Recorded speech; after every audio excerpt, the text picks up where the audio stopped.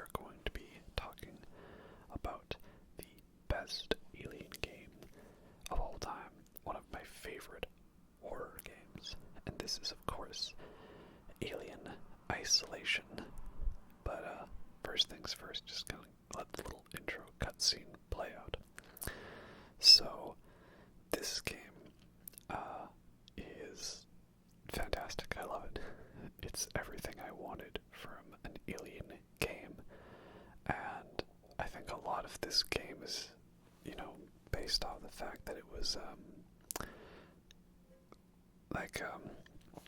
following the shadow of Aliens Colonial Marines, that horrible garbage game.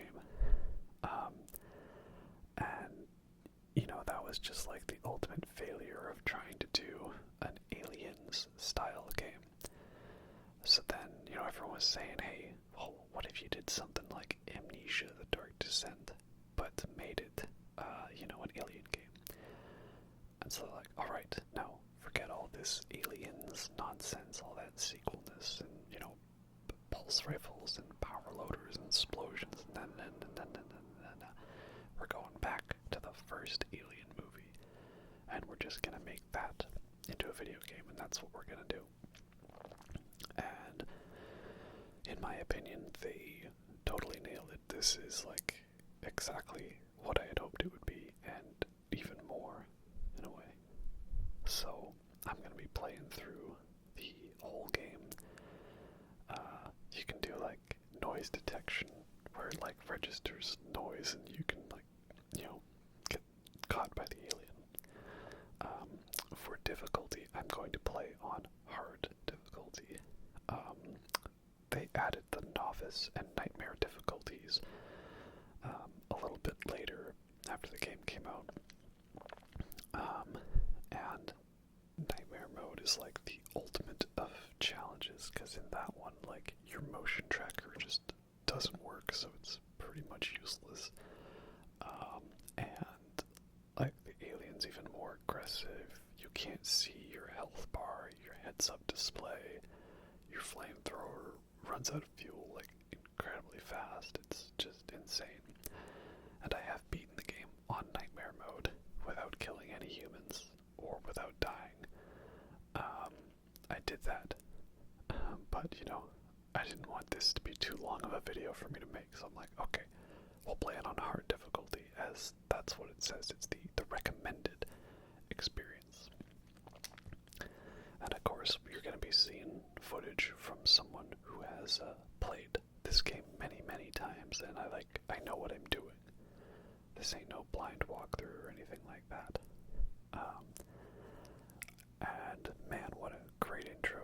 It's obviously kind of that sort of graphic design title, reveal, like the original movie had. And then we have, of course, the audio recording of, Ripley, last survivor of the Nostromo, signing off. Last message, and oh, how was that for a title reveal? Alien Isolation. Yes, very nice indeed. And so yes, that was Sigourney Weaver herself, Ripley's actress, re-recording all the voices. And it's cool because they had a DLC where you could actually just play like sequences from the original Alien film with all of the cast back in. For the most part, Ian Holm, he's retired. Well, he's kind of dead now, R.I.P. This one's for you, Ian Holm. But he's retired at the time.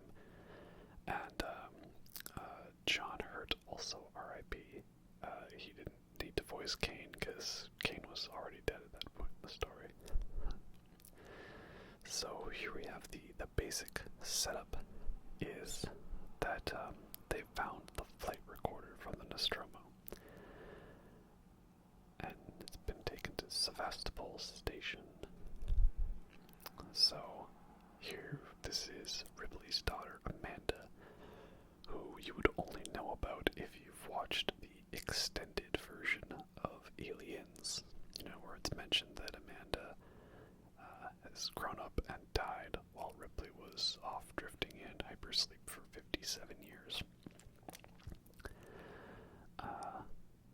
Also, fun detail, I like how the outfit that Samuel's wearing has the original Weyland-Yutani logo on it, right? Because that whole, like, the big yellow W that's a little more distinctive and recognizable, that wasn't a thing until Aliens. And they never actually refer to the company by name in Alien. Like, there was the logo for it that it's Weyland-Yutani. But that was never actually called that. It's just like, oh, the company sent us a goddamn robot. So, really, this is like the perfect, like, mid-cool material. Hey, let's take a character who we knew to exist and have her go on an adventure, right? Beautifully illustrated. Makes perfect sense. So yeah, I really like the setup to that for this game. And here we are, awakening from hypersleep. And look at that, we got the hypersleep chamber, just like the Nostromo. Obviously a little different, but a similar style. And the layout for this ship is, like, it's a similar class to the Nostromo. They point that out in the dialogue. Alright, sign in. Welcome, Amanda Ripley. And yeah, that's pretty cool. And like, the music is on point too. It, I forget who did the score for this, but whoever did, they did a good job of like taking like the themes and the motifs from Jerry Goldsmith's score and working that into the game very well. So, fantastic job. And look at that, they let you close the hypersleep chambers, just like in the movie. That's very nice. And of course, make sure we gotta loot all the goodies, because you'll be needing them in this game. I feel like I've played the game enough, like I get to a point where I pretty much like max out my inventory for all items. But at the start of the game, you're gonna want to be scrounging around for everything, because you don't get many tools at the start, and you have really only your wits to survive on. Like, I feel like this game is difficult, but the difficulty kind of goes down a bit once you get more items unlocked, but then it also goes up as you're forced to go through like more lengthier gauntlets. Let's shower off, right? Nice and clean. There's not much privacy in the future now, is there? Oh, what's this?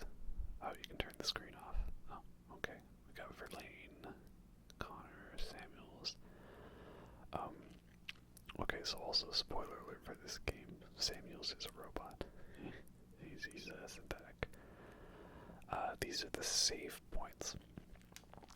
And the save system in this game, it's, there's little checkpoints, and it's so diabolically evil, but also so tense of a thing, and I love it. So basically, like, you can only save your progress at a save station, and when you die, you lose everything going all the way back to where you saved. Samuels. I don't really need as much sleep as the rest of you. See, the thing with Samuels is, I remember when they were showing off the characters in trailers for the game, I thought, oh, is it going to be a plot twist that this guy's synthetic? Come on, it's so obvious. And I was like, oh, well, actually, not really. No, they never directly say he's a synthetic. They just, like, hint to it. And it's not until, like, halfway through the game that it's literally stated, like, oh, he is a synthetic. It's never meant to be a big twist. It's kind of just like the game's assuming, like, yeah, you should know this already, you numbskull. Come on. How obvious can we need to be? We don't need to say it, do we? Oh yeah, that's cool, just like the movie, right?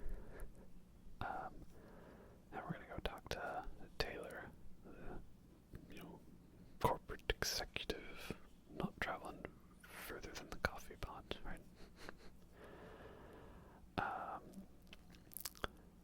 the save system, so if you die, you go back to where you saved last and you lose all your progress. So, Dark Souls style. And there's very infrequent ones, so you gotta keep an ear out for when a save point is nearby and make sure you can do that. But it's also meticulously evil because you don't just click it and then okay, you saved, you're good. You've got to hold your card in the machine for 3 whole seconds, and that's 3 seconds in this game. A lot can happen in 3 seconds. When you do save, let's say you saved and the alien was right next to you, it's not like he'll be in that exact spot when you reload, so you don't have to worry about that. And then there's these computers here with all lore bits and text logs and stuff, and I'm not going to read and show every one of them. You could always pause and go over it if you want. Maybe I'll show off a couple of good ones or cool things, perhaps, but nothing too fancy there.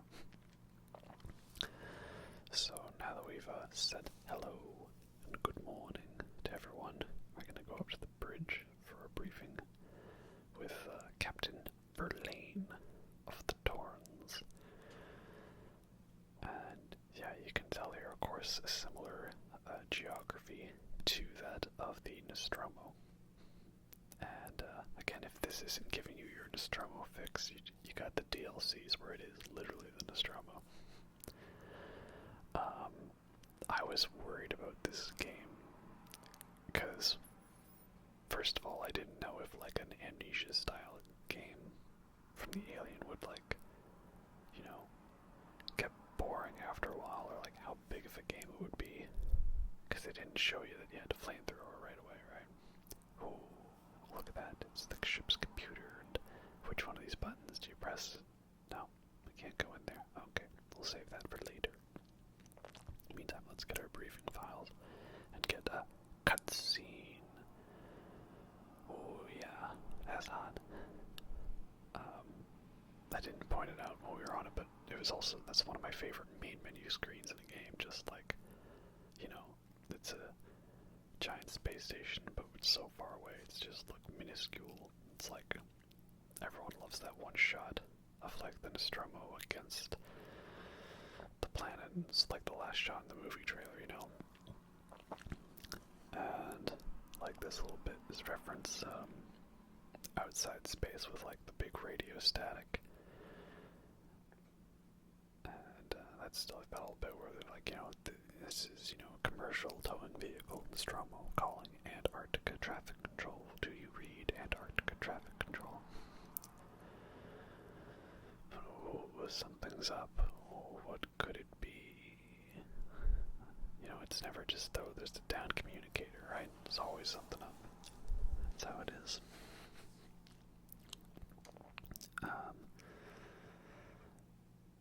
I was worried about this game because I was I didn't know if the whole alien tension could be held throughout the game, and then there was the whole pre-order scandal thing with this game. Not a scandal, but I don't pre-order games. I never have, and I would like to think that I won't ever will, because with the pre-order gaming industry, it's such a toxic culture, all based off of trying to put the best foot forward to get as much money off of pre-orders as possible before the game comes out, right?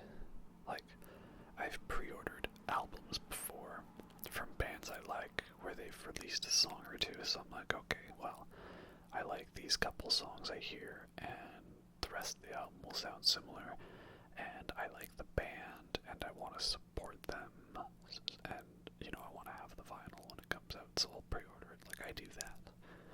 But with games, there can be a lot more insidiousness behind it, and oh dear, jump scare. That's bad, right? Fun fact, that explosion was set off by Ricardo under Waite's order in the Survivor maps. Maybe I'll talk about that later. Maybe not, we'll see. games, they try to throw all this fancy stuff out there to get you to pre-order it when you don't even know what it's going to be like, and it could very much differ, see Cyberpunk 2077, right? Oh dear. But this game, I'm glad it turned out good, but the pre-order for it was like so big of a thing. I was like, no, you can't just have that as a pre-order bonus. And it's the Nostromo DLCs, Crew Expendable and Last Survivor, where they got the original cast of the film, right, to voice all of them. And, they were trying to get you to buy the game before it was out, before the reviews hit, and before we actually saw what the game was like. And, I don't know, there was like really quite a lot of dangly keys, like, oh, shiny, shiny, buy our object, buy our thing, right? So, the game was, the DLCs, they were, available for purchase separately, which was nice. And I found also there was a bit where if I went to a certain Best Buy and I just bought the game there, like, they would have, like, the pre-order version of the game as just the regular one you could buy off the shelf. So I didn't have to pre-order it, and I didn't have to pay extra or anything to get the bonus content, so I guess it worked out for me in that way. But yeah. Anyway, here we are. We are on Sevastopol Station. And, oh man, look at these hallways. Oh, are these hallways so gorgeous? Man, the Art Deco in this game, right? The set design, or production design, right? The Oscar for production design goes to. Oh, so beautiful. Like, from what I saw of Colonial Marines, they did a decent job with the look, and the other ones, but really this is like the most accurate looking Alien game in terms of the feel, right? Look at that, you gotta crawl in the vents, just like the movie. Oh, very nice, very nice. And there's a lot of just walking around at the start, which I guess on repeats might be a little tedious, perhaps, but first playthrough, I really respect that. Oops. Guess we're going down. Oh dear, that's bad, right? Like, I feel like this game was, like, designed to be an anti-Let's Play game. Like, it's not friendly with the checkpoints. You die a lot. A lot of times there's, like, kind of obscure puzzles to figure out. Like, everything, like, is a little tedious. Like, the guns are difficult to fire. You're very slow to reload. And there's lots of, like, long, boring stretches where nothing happens, which I like. Also, the game tells you right there, like, click the big glowy thing to update your map. And, like, nobody ever does that. They always miss out on the map. And you got these, like, little mini games to power up the generators. And love all this, like, what is it, like, hi-fi, lo-fi, or whatever, like, lo-fi, high-tech. It's like, it's the future. It's over 100 years in the future, and we still got, like, CRTVs, like, big, chunky monitors. And, we can't just, oh, audio log.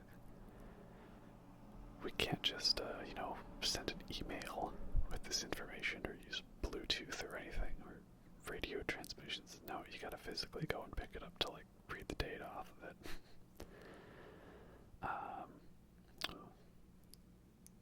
Yeah. Oh, there go some people. They're all scared. They're running. What could they be running from? Ooh, spooky. So one of those emails had a code in it. That's the code for this door. The codes are a little evil in that you can't just guess the code. Like, it only lets you put in the code if you've forcing you to go read it every time. This ain't Resident Evil 2. And here we have the blueprint for a medkit. So you have your components there, and you always use a bit of scrap to piece it all together. And then there you go. So medkit, that's nice. And always keep an eye out for the blueprints. Like, there's some really good ones, and they can be a little hard to find. And I don't know if you necessarily get the opportunity to find them later on, right? So, here we are. This is kind of like this big central area, and we're going to come back here later, near the end of the game. But yeah, it's a very anti-Let's Play game, because, like, there's a lot of nothing that's happened. I think people were trying to play it, expecting, like, big jump scares, and they're like, why do I have to play the game for, like, 2 hours before anything happens, right? Oh, what's that in there? Oh, I guess we'll get in there at the end of the game, perhaps. And there'll be a blueprint for something we don't need.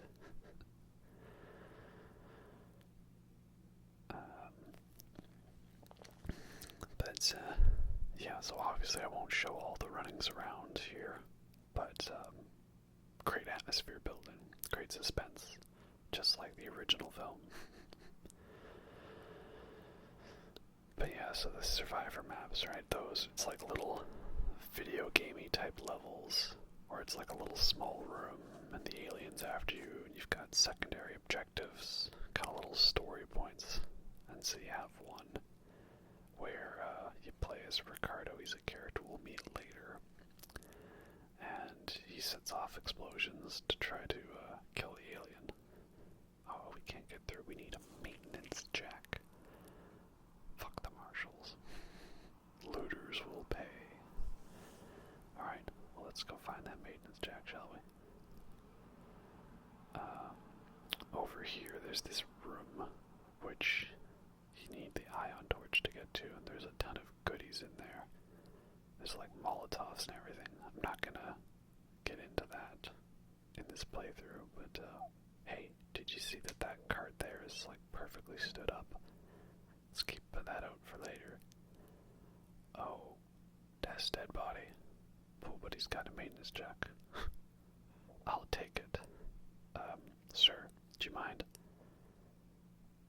Yeah, I think I need this more than you do. Alright. So the maintenance jack, that's, your melee weapon, it's, your wrench. Alright. I was trying to see if I could get rid of holding a flare out. So you can also use it to take off these, little, industrial sort of bolts, kind of like, lockdown doors. And there you go, we've opened the door.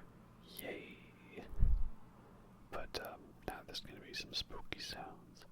And when we go out the door, the cart is knocked over. Oh dear. It was right there. Ooh, spooky. Anyway, we go to take this maintenance brace off and cutscene. Oh dear. So this lovely fellow is Axel, and he's going to be like our NPC companion for a bit. And you actually get to play as him in one of the survivor maps. He's got a salvage mode map called Lost Contact.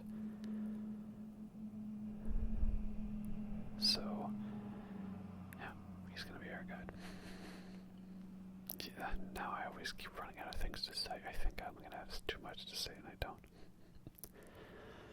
But, man, wouldn't Ayn Rand be proud? Like, the second there's no law and order, we all just descend to our primal instinct to start killing each other and scrounging for scraps, right?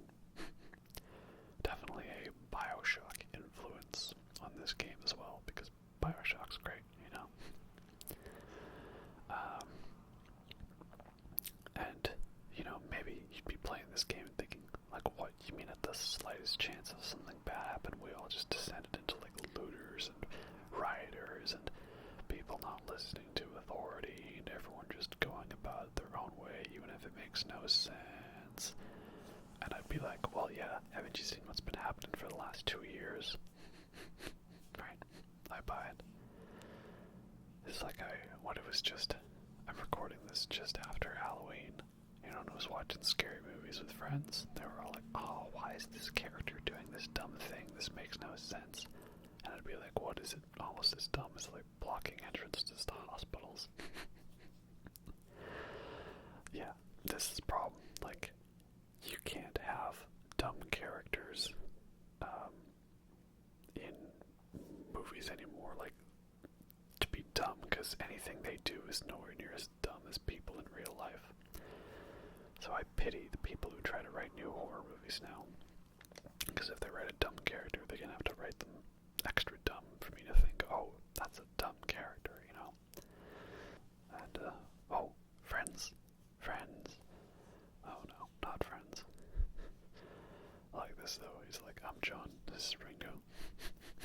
Apparently, the Beatles is still a culturally significant pop culture reference you can make in, like, what does this be? It was 2122, this drama went missing, and it's 15 years later, so it'd be like, what, 2137, if my math is correct. Oh dear, I'm tired. Man, this relaxing tea really works. But yeah, even in 2137, you can reference the Beatles and everyone knows what's going on. Sometimes I like not hitting the button when they say hit the button to see if they'll say anything else. But alright, press the button, we go.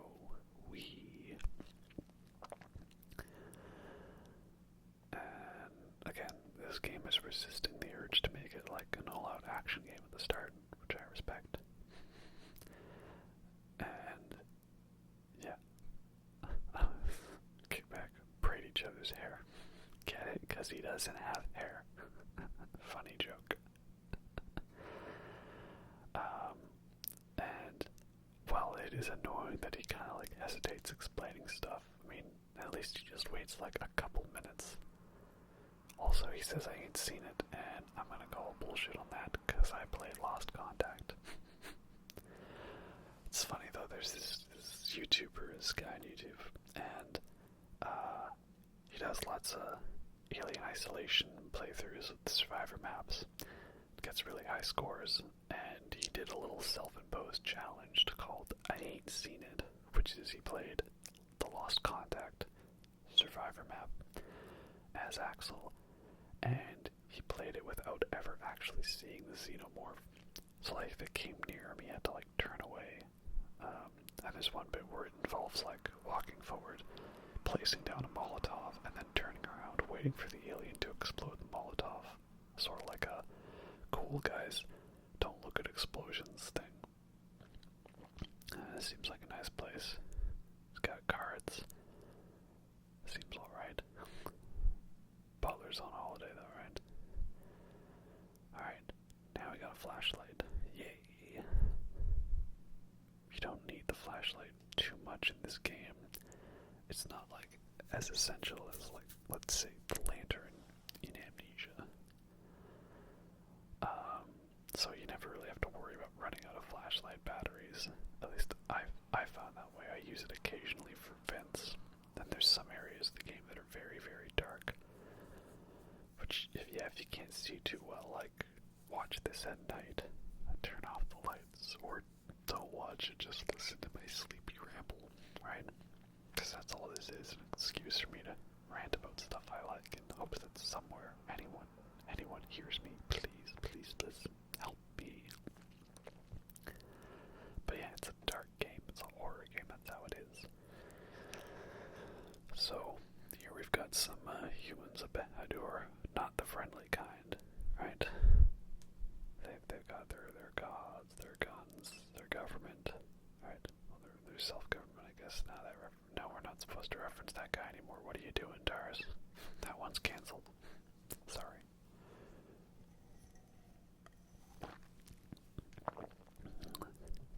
So, I like the game, like, slowly is giving you a grasp on the mechanics, you know? They've shown you about some of the little mini games, and now they give you a little bit of sneaking, and you're actually able to get away more with sneaking around the alien, I think, than you are the humans or the synthetics. And I think that's because, like, the alien insta-kills you. The synthetics and the humans don't. So it's kind of like a bit of a difficulty balance. And there goes the generator. And of course there's this convenient vent here. Always keep an eye open for paths. This game is actually a lot more generous than you think when it comes to helping you out. It's all about keeping an eye open. Like, there's even some helpful stuff that I was finding out even in this playthrough that you could do.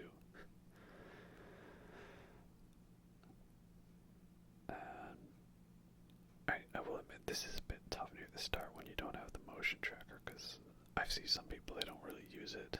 I really use the motion tracker a lot, though. I find it quite helpful. And yay, we've got past them and more goodies. So up ahead we have this like a 2-button switch.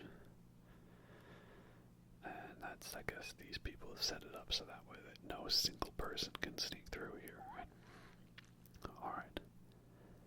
Let's open the door. Down again, infinity, open the door. Down again, infinity, open the door. Just making Stu proud. I know you've probably had enough of King Gizzard at this point, but I'm barely halfway through putting out all the videos I made, right? This has got a lot of albums. Oh dear, that's bad, right? Alright, let's go save him. Oh, that's bad. So we can use the wrenches or melee, of course, because again, just like Bioshock and... Oh jeez. Did I get you? Did he died? And now more running. Yay. So again, this has been only about half an hour of video, but it's quite a lot longer in game time, especially depending on how slow you are. If that's your first playthrough and you're worried, you know, am I gonna get got by a monster or an enemy? And you know, here we can definitely see that Amanda's not about killing, but I might do a couple things differently later, if you know what I mean. And this is where I realize, oh dear, chains, dripping, creepiness. This looks like the power of the landing gear area. There's slime. Alright, brace yourself. Jump scare. Oh dear. Oh. Well, I think he could walk it off. No, definitely not. How's that for an entrance? And then we get this nice xenomorph screech. Oh, yep. Oh, it's on. It's on like Donkey Kong. So, this part here is like, I love it because it's the developers screwing with you and they're just having a laugh. So, you come here and press the button, and then this really tense, like this heartbeat sounding music, this electro stuff starts pumping in, and you're like, what am I supposed to be doing? I press the button. Is this thing gonna show up anytime soon? Like, is the alien here? Are you here yet? A little bit faster, please. It's like that bit in Aliens where she's pressing the elevator buttons, like, come on. And oh, I hear it. Is the alien here yet? Where is he gonna come from? Do we need to hide? And you don't, as long as you're pressing the button and waiting, you're fine. It's only if you just stick around here doing nothing that he comes down and gets you. But I like it. It's just like total psychological manipulation. I have found though that if you don't go and press the button right away, you can't actually hear him jump down. In fact, on my first playthrough, I intentionally hesitated a few seconds, and that was all it took for him to jump down and get you. So just be aware of that. Make sure you run in right away, or else you might be finding yourself at a untimely demise. Okay, so now we've made it to this transit hub here. And again, this is all stuff that we wouldn't have seen in the first Alien film, but they've done a good job of making it feel like it would fit in with the universe. Here I'm showing you the access rewire panels, and these are very useful tools that I think a lot of people tend to overlook in their playthroughs. So always keep an eye out for these things, because there's so many good little things you can do there. You can set off an alarm in another area to scare the alien over there. You can activate the air purification, which, oh hey, don't shoot. Don't shoot, I'm an American. Oh dear. I'm not actually, I'm Canadian. I lied. Sorry. Yeah, the air purification causes this, like, smoke grenade effect to help obscure your vision, making it easier to hide. Access tuner. This is a little hacking tool that we have to fix. Yeah, funny enough, this is actually one of the hardest parts for me. And it's because they give you, like 3 or 4 human enemies in here, and you don't have a motion tracker, and all you have is a flare and a medkit. So I was see that's the air purification effect, right? I activated it, so it helps kind of obscure vision, easier to hide. So I was gonna see if I could do this without killing any humans, because I feel like that's just the canonical way to play the game. But then this guy came around the corner and, well, it was kill or be killed. So, sorry, dude. Let's just say I knocked him out, okay? Anyway, so we've snuck downstairs, but, they're all too scared to follow us. Oh, because what could be down here? Ooh, spooky. So yeah, I've played the game on Nightmare without dying, and, without killing humans, and, oh, did you guys see that? I did not like the looks of that. Nope, nope, nope, nope, nope, nope, nope. Yeah, you got the idea, man. Nope. Oh, sweet. I've got a gun. What's that line? Like Revolver Ocelot has like 6 bullets, more than enough to kill anything that moves, or whatever it is. I had a funny glitch here one time where I went around the corner here, and like, you can hear the alien above in the vent, but like, he legit dropped down at this point when he's not allowed to yet. And then he came up to kill me, and then he just literally just disappeared, like poof, into midair. And so I'm always scared at this part now that I'm gonna have that glitch happen to me again, because I did not like it.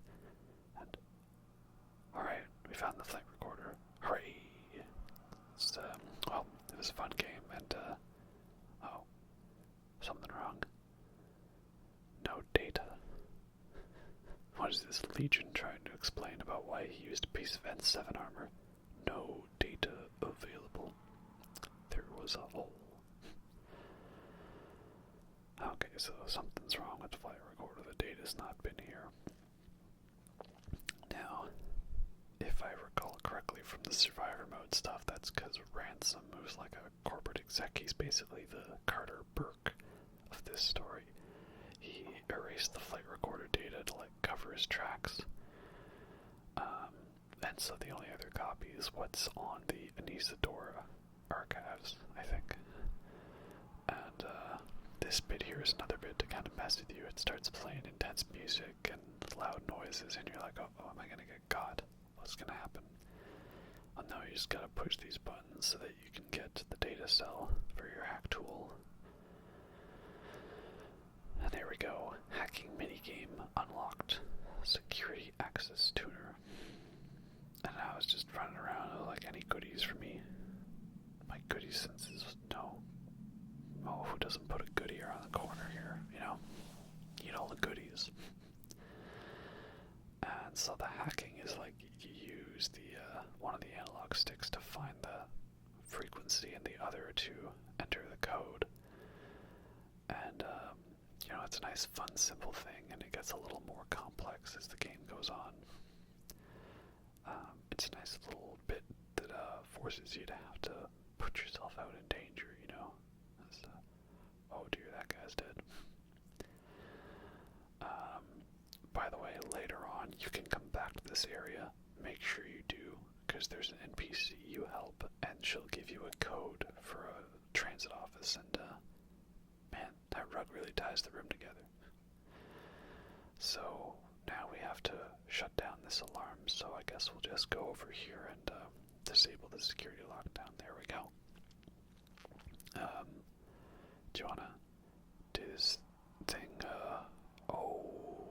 shiitake mushrooms. There it is. There's the mad lad himself. A xenomorph in all of his glory. And jump scare coming up. Oh, that's a tail. That is nasty, man. Just nope. Oh, I love the design of the xenomorph in this one. It's like very heavily based off of the original Alien design, which is definitely one of the best looking ones. But they've just switched the legs a little bit to make it a little more kind of like the Alien Resurrection legs. And I think that's a great choice.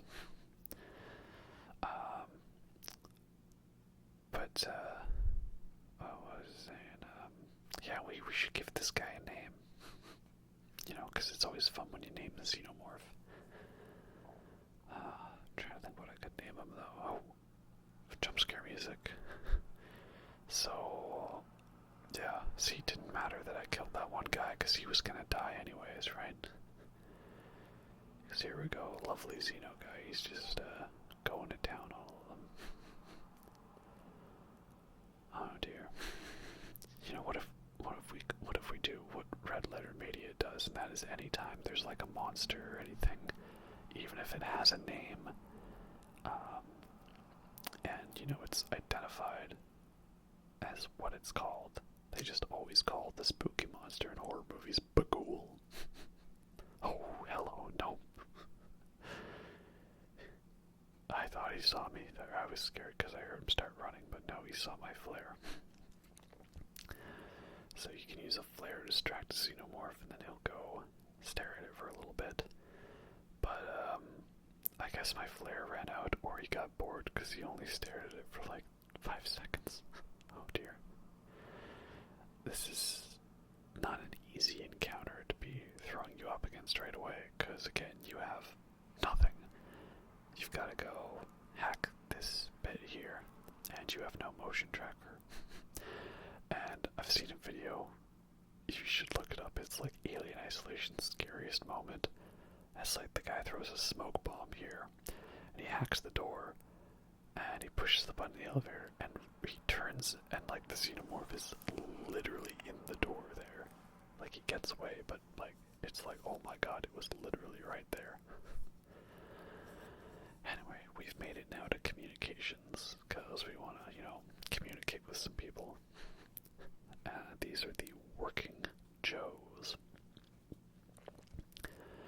So, kind of an interesting concept with these guys. Like, the idea was that the people were kind of worried that synthetics were too indistinguishable from humans, more human than human, which is a Blade Runner reference, and hey, there's the Blade Runner unicorn. Very, very nice.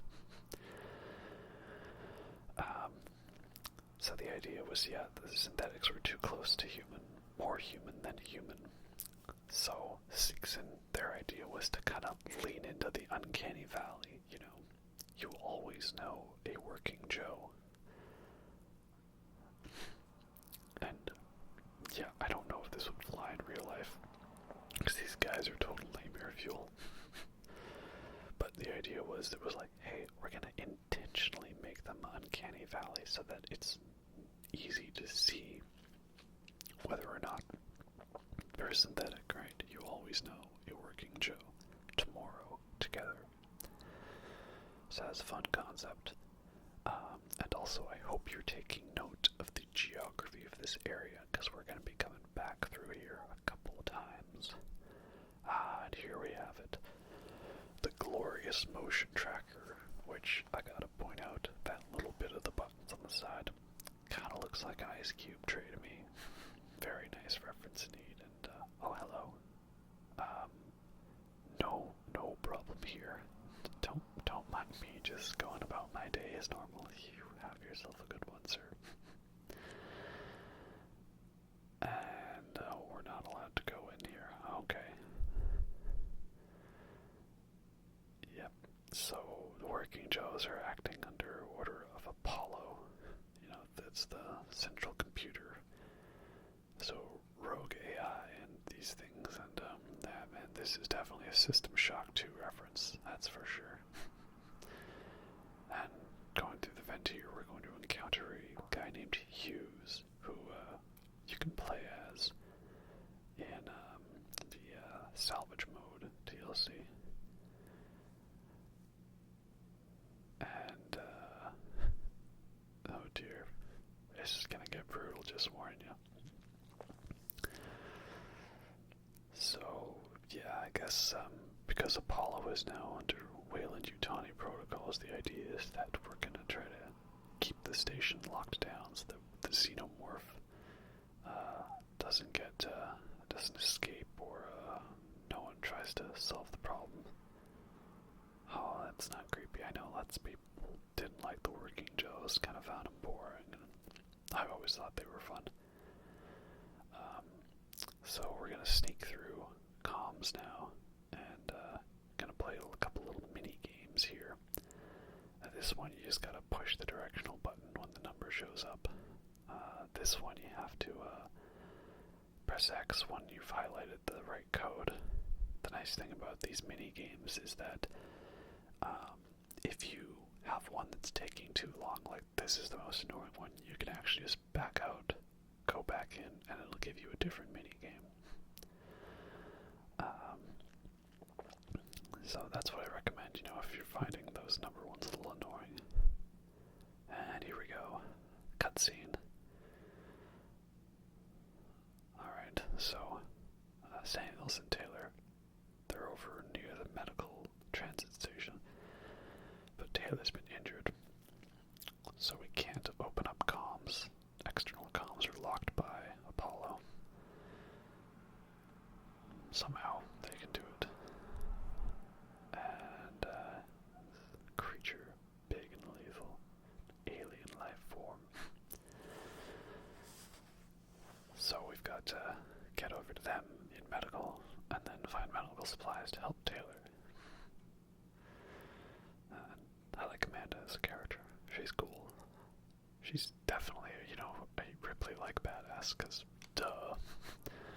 But she's enough of her own character, so I dig it.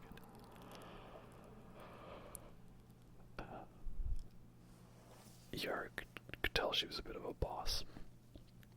She gets even more of a boss later. So now the alarm's been sounded and the androids are after us. So this is, I think, a section a lot of people complain about the backtracking in this game.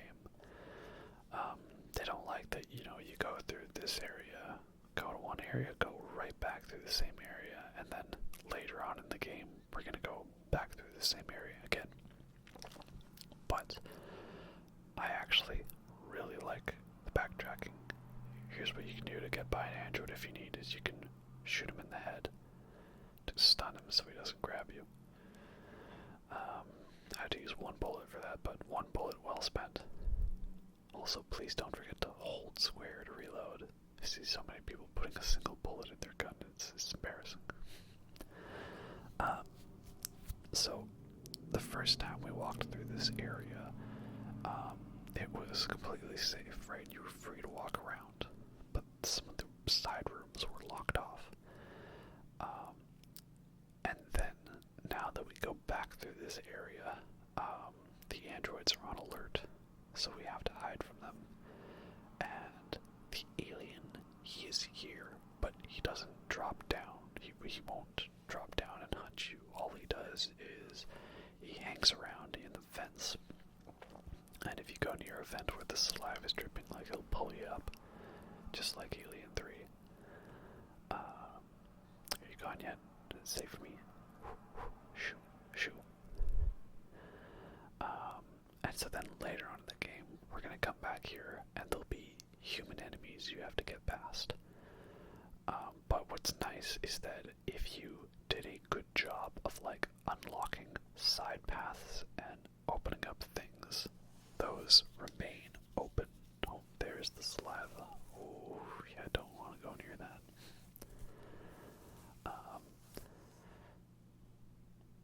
Okay, let's just keep sneaking by. So, you know, depending on how well you do during this phase, it makes it less of a challenge, makes it more easy when you come back here. And then the final challenge, when you come back the final time, is if there's still humans and a synthetic enemy, you have to fight through them. But now the alien is like full-on hunting mode, and he'll like jump down and he's out for blood.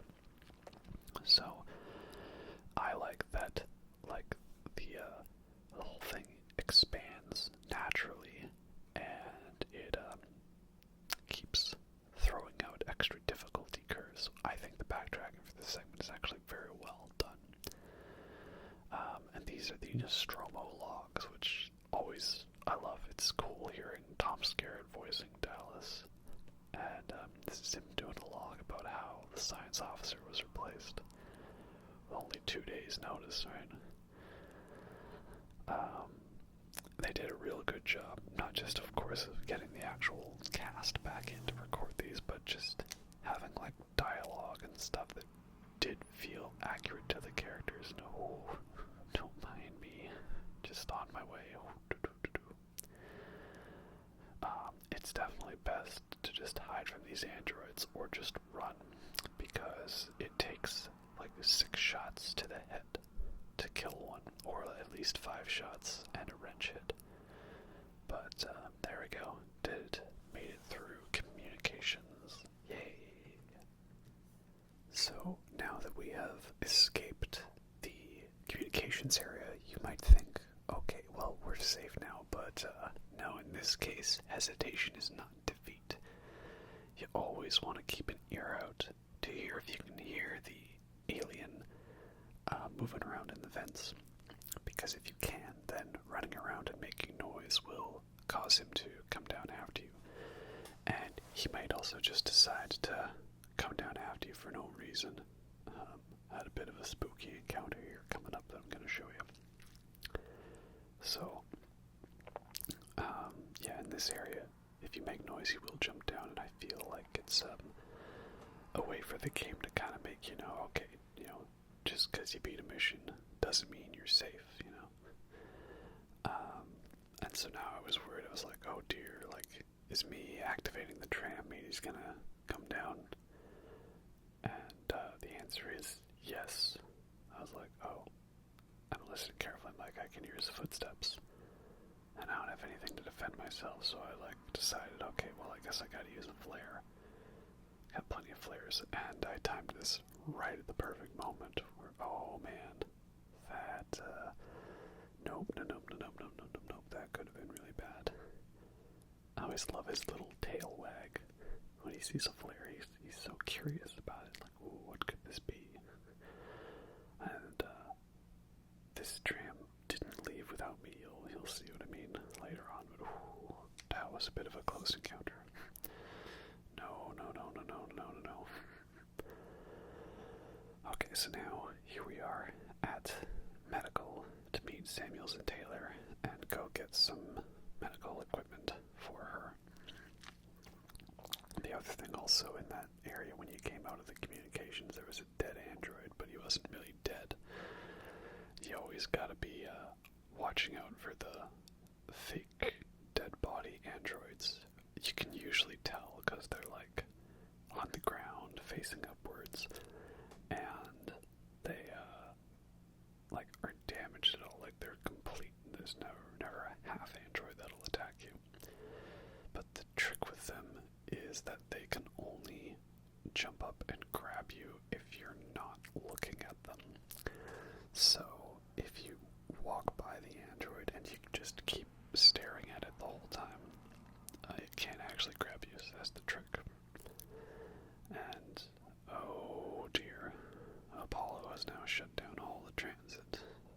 because it didn't like me moving around a lot. So now we're stuck here. And this coming up, mission 5 is where we are. This is kind of like the first real challenge. Always love these bits where like the shutters open and you get the nice light coming in and gorgeous view. So this guy, Doctor, is no, what is it? Coleman, yeah. Dr. Coleman has got to find Morley. That's who we're looking for. So yeah, this is the first real challenge, because like in mission 3, the alien was down for a little bit in one room, and in mission 4, the alien won't jump down, it'll only stay in the vents.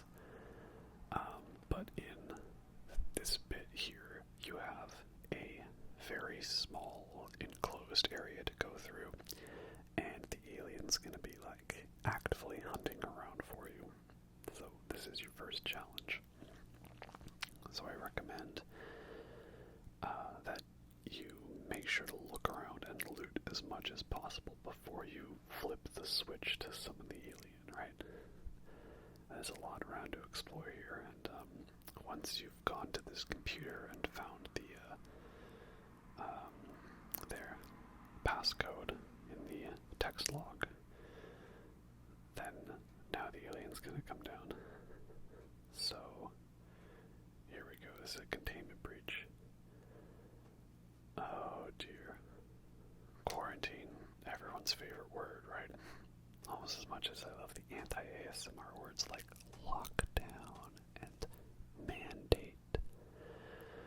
And here we go. So the alien entering here is scripted. And, oh, that's just spooky, alright. But it's also scripted that he's gonna go walk straight down the hallway. So I've seen speedrunners, they'll like use this animation as a chance to, you can literally just run past him and he won't notice. Of course, I'm going to try to play it up for a bit more dramatic effect, you know. So I've set off an alarm here, and I'm just trying to see if I can sneak by him. And I'm like, oh, he can see you like through glass, so I'm going to use a noisemaker. Noisemaker is easily one of the most useful tools that you can craft. It's basically is what it is. It's a little device. You throw it down, makes a lot of sound, and the alien goes and checks it out for a bit. So it's the perfect distraction tool. And very useful just in every way. There's these emergency override buttons, and those will lock the door for, I think, like 15 to 30 seconds, somewhere in there. So I like to lock that just to get the door to close quick, because it's like a long hallway and you don't want him to see down. Oh boy.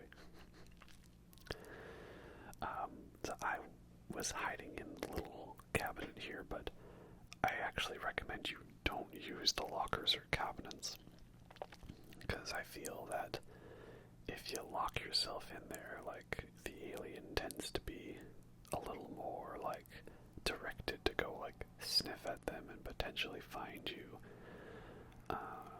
And I feel like the more you use them, the less useful they become later on in the late game.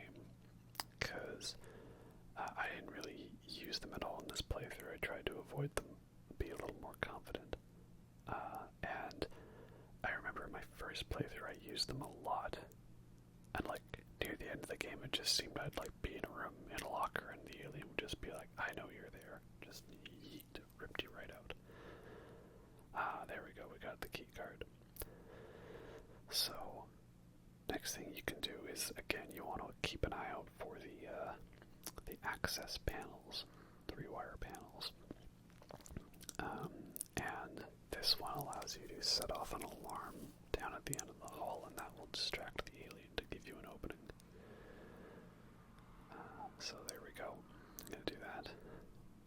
And also, if you do want, though, where I set off the alarm, you can actually get through there once you have the key card. I always forget about that, but it's It's a nice thing you can do as a bit of a shortcut back, and I completely forgot about that, so I ended up taking the long way back. There's the air purification, by the way. Nice little smoke to obscure the view. As you can see, I'm already starting to max out my inventory, but that's just because I didn't have any damn blasting caps to make some pipe bombs. That's the other thing, make sure you get the pipe bomb schematic in this level. It's just right through this door on the left here. Because that would be the only thing you could actually use to scare off the alien. So there we go, we've got the passcode and we've made it back here. Alright, so we've got our NPC hanging out behind glass, and I'm just chilling and we're about to go. I'm sure nothing bad whatsoever will happen in this scenario. Let's just drop down a fat save while we're at it, you know. But yeah, that's definitely the first challenge area. I've kind of got it down a decent bit because I've played it more, but even on repeat bits it could still be tough because, you know, you don't really have any defense mechanisms at that point. And I like to pull out the motion tracker to show, dude, I know he's right there. Yep, there he is. Oh, he's a beauty, ain't he? Nope. We're getting out of here. Alright, you gotta do the keycard first. Yeah, don't hang around here too long, otherwise the alien will come back at you. Okay, that's done. Very nice. I need to come up with a name for the alien, you know? There was a bit earlier where you get the stun baton, which is basically like the cattle prod, as they say. The one that they use, like, to poke around and stuff. Oh, hello. You're big. I just thought I'd try using a smoke bomb here and see how it worked, and yeah, it's actually alright. Like, the alien doesn't really go check it out. He's kind of interested in it, but doesn't hold his attention. But the nice thing about the smoke is I think it, like, obscured his view enough that I was able to slip away. So I'd call that a success. You have smoke bombs and flashbangs, and I never really used them. Also, that hallway down there is a trap. If you go down that hallway, a vent explodes. So you gotta take the long way around. Anyway, here we go. We got a little cutscene from Dr. Lingard. And I really love all of the classic VHS tape distortion. I know with a lot of this they like strived for authenticity, so like you saw with the 20th Century Fox opening, they like recorded it onto VHSs and then like broke the hell out of tapes and then played it off of like old school CT monitors and stuff like that to make it feel really real. You can definitely notice that. So I love all the lo-fi, hi-fi stuff. It's just such a great aesthetic. Okay, but we needed a name for the alien. What are we gonna call him? This is the problem, is I want to reference things, but there's too many things I want to reference, right? Anyway, now that we've got a key card here, we can get through to this next area. And this is, again, your next big challenge, and that is the alien's actively hunting you. And there's a whole bunch of hostile human enemies around that will shoot on sight. So that's tough as well, because as soon as they start shooting, that alien's coming down and he's gonna actively hunt you. This over here, I believe, is Patient Zero. Because the whole thing is the ship, the Anisadora, found the flight recorder. And then they found the derelict. And, you know, we'll show you all that later. Basically, this person here is, what's her name? Not Taylor. Foster. Yeah.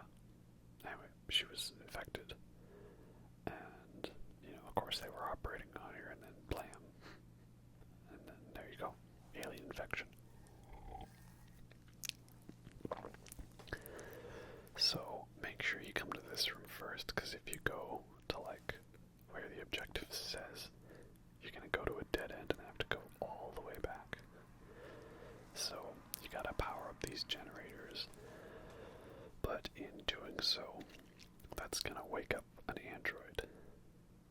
So I do have one stun baton charge, and I could use that. Stun baton is actually very useful. It works perfectly. You zap an android with it, and it stuns him, and then you just quickly wrench him to death, and then there you go.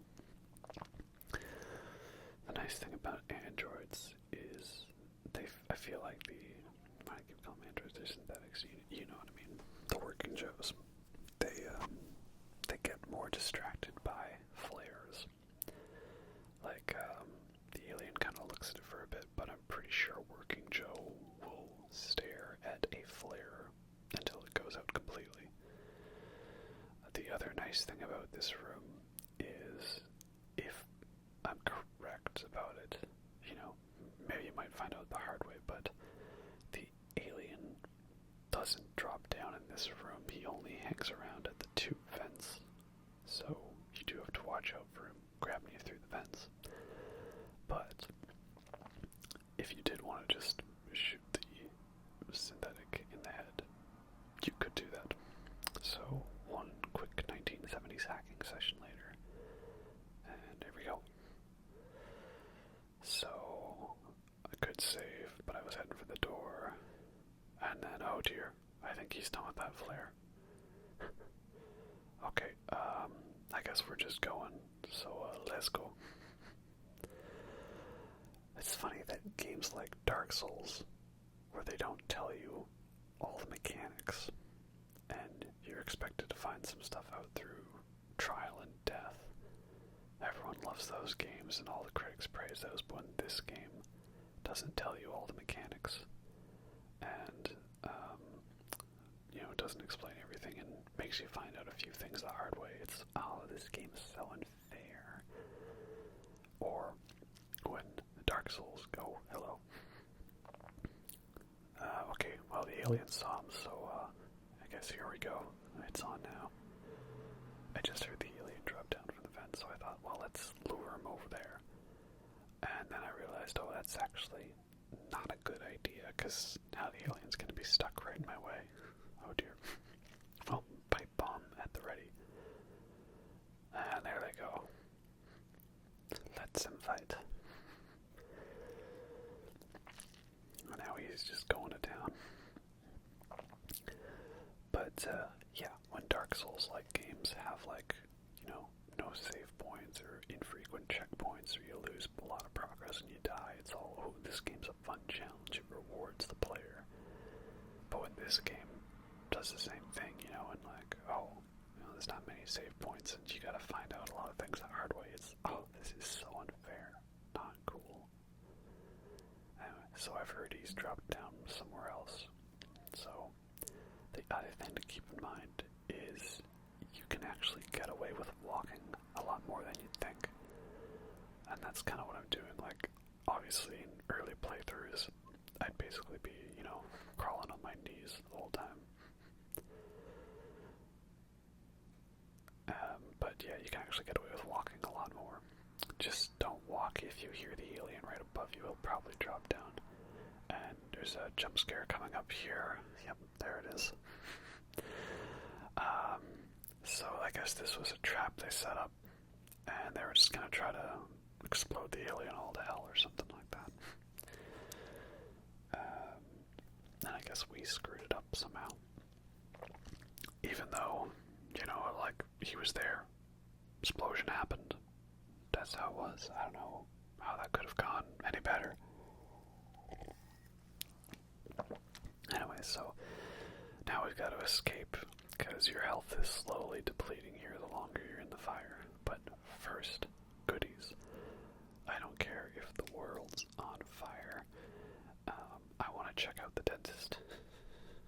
Oh dear, dentist from hell. Yeah. Anyway, yeah, there's my rant on it. I think that this game did things similar to other games that were applauded for it, and yet this game, it was criticized for it, and I don't think that's really fair. Alright, here we go. Climb.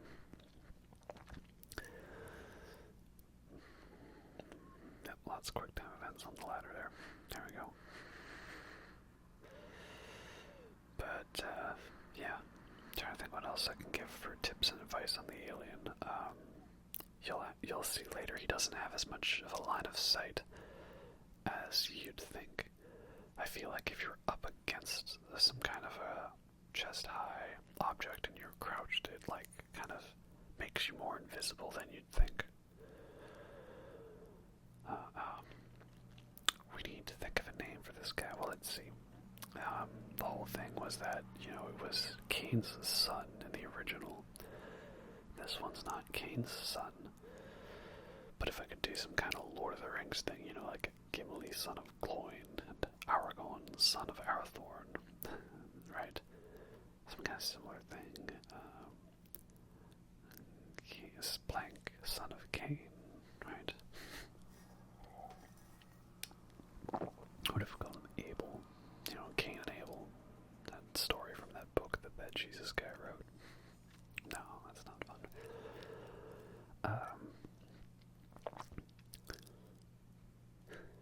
And yeah, so now here we are. The elevator is out. We need a compression cylinder, so we're going to have to search the synthetic warehouse storage for the compression cylinder. So now we've got another area where there's human enemies and the aliens out and about.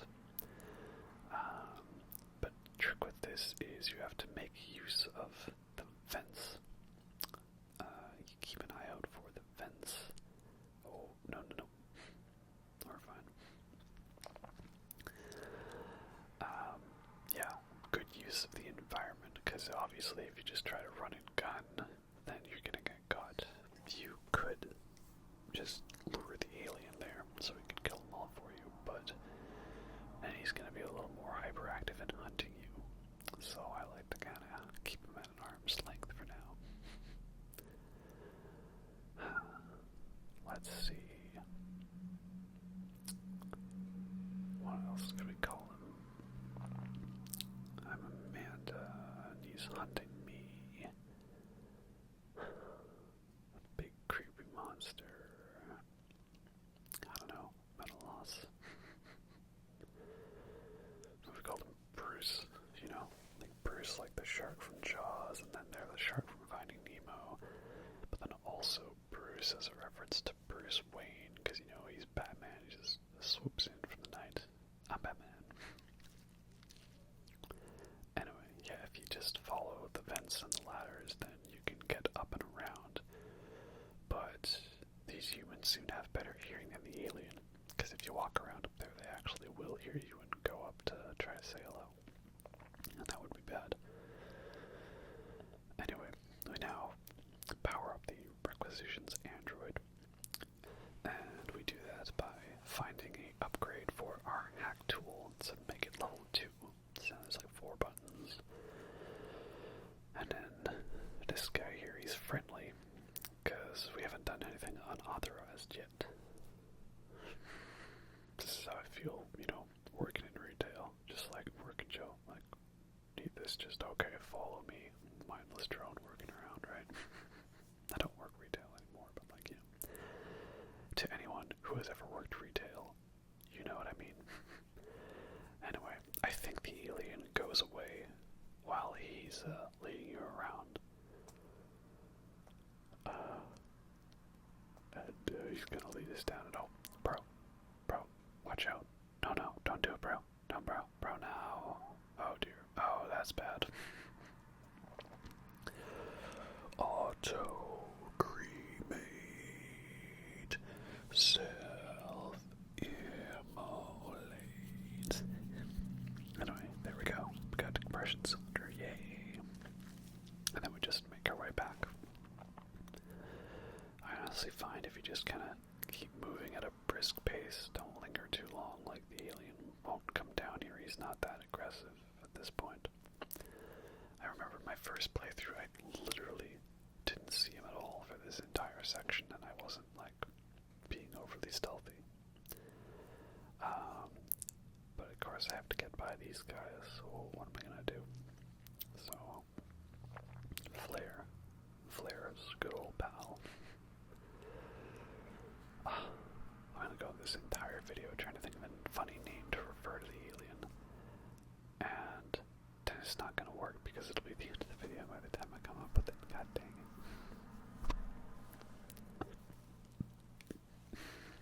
What could it be? Do you guys have any ideas? Can you psychically give them to me? So here I thought, you know what? You guys have made it hard for me. I'm gonna lure the alien to you guys now. That's what we're gonna do. Because I did it. I won. I beat the game. But let's just do that. So I shined my flashlight. And then once the shooting starts, alright. Oh, you guys done messed up. It's on now. Here's Brucey. So he's going at him now. I like how one of them is all this boot like, oh, oh, hello. Oh, wow. I think he shot the alien there because there's the acid blood. Anyway, he's off down there, so, alright. Time to go. Yeah, gotta have some fun with it, right? I thought it'd be very embarrassing if I just, stood there. Okay. No. Make it dramatic. No. No. Alright, let's just go. I have been killed that way before, like, the elevator door closes and starts moving, and then somehow I still get killed, These guys over here, they rolled like a nat 1 on peripheral vision, I think. Or perception, I guess. So, I'm just creeping behind you, crouching around. You just can't see me. That's not really a good Morgan Freeman voice, but if you remember that one guy playing with C-Nanners when he did his Morgan Freeman voice, just creeping around right now. This is quite good when applied to the go. Yeet. I'm not doing anything stupid. I'm just running. Oh, okay. Here, no, let's go. Don't shoot me, please. I'm low on medkits. Nice. That little stretch there, like the alien shows up to kill one of them, but then he goes away, so I think you're safe from the alien there. Again, though, canonically, you shouldn't be trying to kill humans. I feel like that's part of the challenge, is to avoid them, not kill them. It's too easy if you just kill everyone. Here we go, cutscene. So this is Marshall Waits and Ricardo. Funny enough, Marshall Waits, he's played by, what's the actor's name? Is William Hope, the guy who played Lieutenant Gorman in Aliens. So, kind of funny that, like, the Alien game, all about the first Alien, has an actor shared with Aliens, the big action sequel. And Ricardo's cool. I like Ricardo. He's like our, watching the monitors guy, the earpiece guy. So he's great. Anyway, so we've met up with them. We're gonna head back to headquarters. But first, I need to go restart the transit system. It's like, go make yourself useful, seeing as you screwed up the trap. Like, what did I do that screwed it up? I think I did a good job of luring the alien there. Oh, man. This is why I'm not a good YouTuber. Like, you watch all of them and they're coming up with funny names, like, oh, I'm gonna call this thing, or I'm gonna call this one that, and, oh, hey, Ricardo, you're cool. I like you. And I just can't think of a single name on the fly, right? References, something, I don't know. This bit coming up here, I don't have anything to say except for this is one of my favorite hallways. I like the lighting. Feels very much like a Nostromo hallway, which, if you want the Nostromo hallways, you can just go play the Nostromo DLC. But yeah, very beautiful hallway. Very nice indeed. Anyway, down in the transit hub here, there's a human enemy that comes in, and I was distracted with a smoke bomb, because what you're supposed to do is, like, not kill him, and then flip some more switches, so that an android comes out and kills him. perception. I guess the smoke bombs actually work better than I think. I might need to utilize them more in a future playthrough. So you gotta hit a couple switches here, and then that causes the android to come out. So then, now he'll take care of that human for you. Follow me, please. You shouldn't be here. Oh, one dot's getting closer to the other. I always like how the androids are always taunting them, like, really? That was unnecessary. Tut tut. Very, very spooky. But now I have an android to deal with, so I could slip by him. But, nah, let's get some mileage out of this stun baton, shall we? The EMP grenades are also very nice. I didn't really need to use them as much, though, in this playthrough. So, alright, come at me, bro. Yeah, come at me, bro. Oh, really? Well, report this, my wrench, to your face. So yeah, all you need is one stun baton, and then you can just wrench him to death. So, very useful tool. But again, you don't get much ammo for any of your weapons, so be aware of that. You want to, conserve it. And for me, what my goal when playing the game is conserve everything possible whatsoever for two sections in the game. One is the Mega Android Fight section, and two is the Screw You, You Die section, where you have the big recreational room. You'll know what it is when we get to. Okay, so here I went down to engineering. Oh, hello. There's a guy. Yeah, I went down to engineering, even though you don't have to, just to see if I could loot a couple extra goodies. And I knew that the alien was... Oh, hello, no. How did you not see me? This guy also rolled a nat 1 on perception. Wow, look at that. Later on, I'm gonna get spotted from, having, a toe peeking out from behind cover, but this guy, nope, just waltzed right in front of him. Yeah, so I went down to engineering, to loot some goodies, and there was no one here. And then I come back, and all of a sudden, there's an android here, so I'm like, well, great, I gotta sneak around him. I'm like, okay, well, I'll call the transit. Just hide behind some boxes, be fine. And then I was like, wait, do I hear footsteps? And I'm like, oh no, that's a line that the androids say when they you see the aliens. I'm like, great, now he's dropped down again.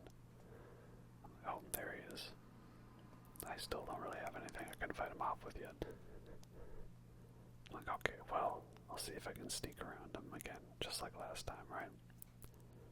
So I hear the doors open, so I'm like, okay, the car's there, so let's go. Make a break for it, and wait, what's going on? What happened? Did I win? Yeah, so it did the animation of the car leaving, even though it had just gotten there. But I was still able to run into the void of nothingness and, press the transit button. And it worked. And I'm still alive. So I'm not questioning it. Let's just, sure, fine. It worked. Alright, very nice, very nice. So now we've made it back to headquarters, the Marshal Bureau. And hey, an actual friendly NPC. You see, we're not all just a bunch of crazy libertarians waiting for the right chance to snap. You're not Ricardo, but you're still alright, I guess. Because you're not trying to kill me. Yeah, so this is headquarters, but it's kind of annoying that, your motion tracker is still going off saying, hey, someone's near. I guess that's just how it is. They couldn't disable it for that section, but whatever. No big deal. There's Taylor and Samuels. We've made transit running. So, the next thing we're going to do is we've got a new plan coming up to try to deal with it. But we've got Marlowe,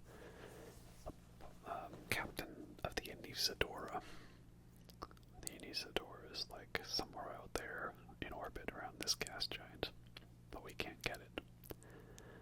So let's talk to Marlowe and see exactly what happened. I think it's kind of spooky that the game says hostiles nearby. Ooh, what could it be? Is it Waits? Is it Samuels? Is it Marlowe? Is it Taylor? Is it that one person who thanked me for doing a good job? I don't know. Alright, let's talk to Marlowe then and see what we can figure out. Alright. The company. I like that, Wayland-Yutani. The company. Nice reference. Okay, what could we call the alien? Danny DeVito. No. Kurt Russell. No. Jack Torrance. I don't know. Oh, what if I called him? Oh. Okay, I'm gonna call him Stu. Yeah, Stu, as in Stu McKenzie from King Gizzard. Because the alien's always like yelling crazy and like sticking its tongue out, and that's what Stu does on stage, right? Yeah, Stu. And he's relentless, just like King Gizzard is relentless in putting out all these albums, so I can never finish the review series. Alright, Stu. That's what we're calling the alien, we're calling him Stu. Oh wow, that's gorgeous, alright.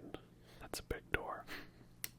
So yeah, this is the part where speedrunners would hate it, and Twitch Let's Players who are here just to quickly play through the game and yell really loudly at the camera when they get scared would hate this, because this is a boring part that's all about atmosphere, immersion, and story, which is why I love it, of course, So yeah, basically, this was the developers finding a way to make you recreate the walking through LV-426 segment from the movie, but in-game.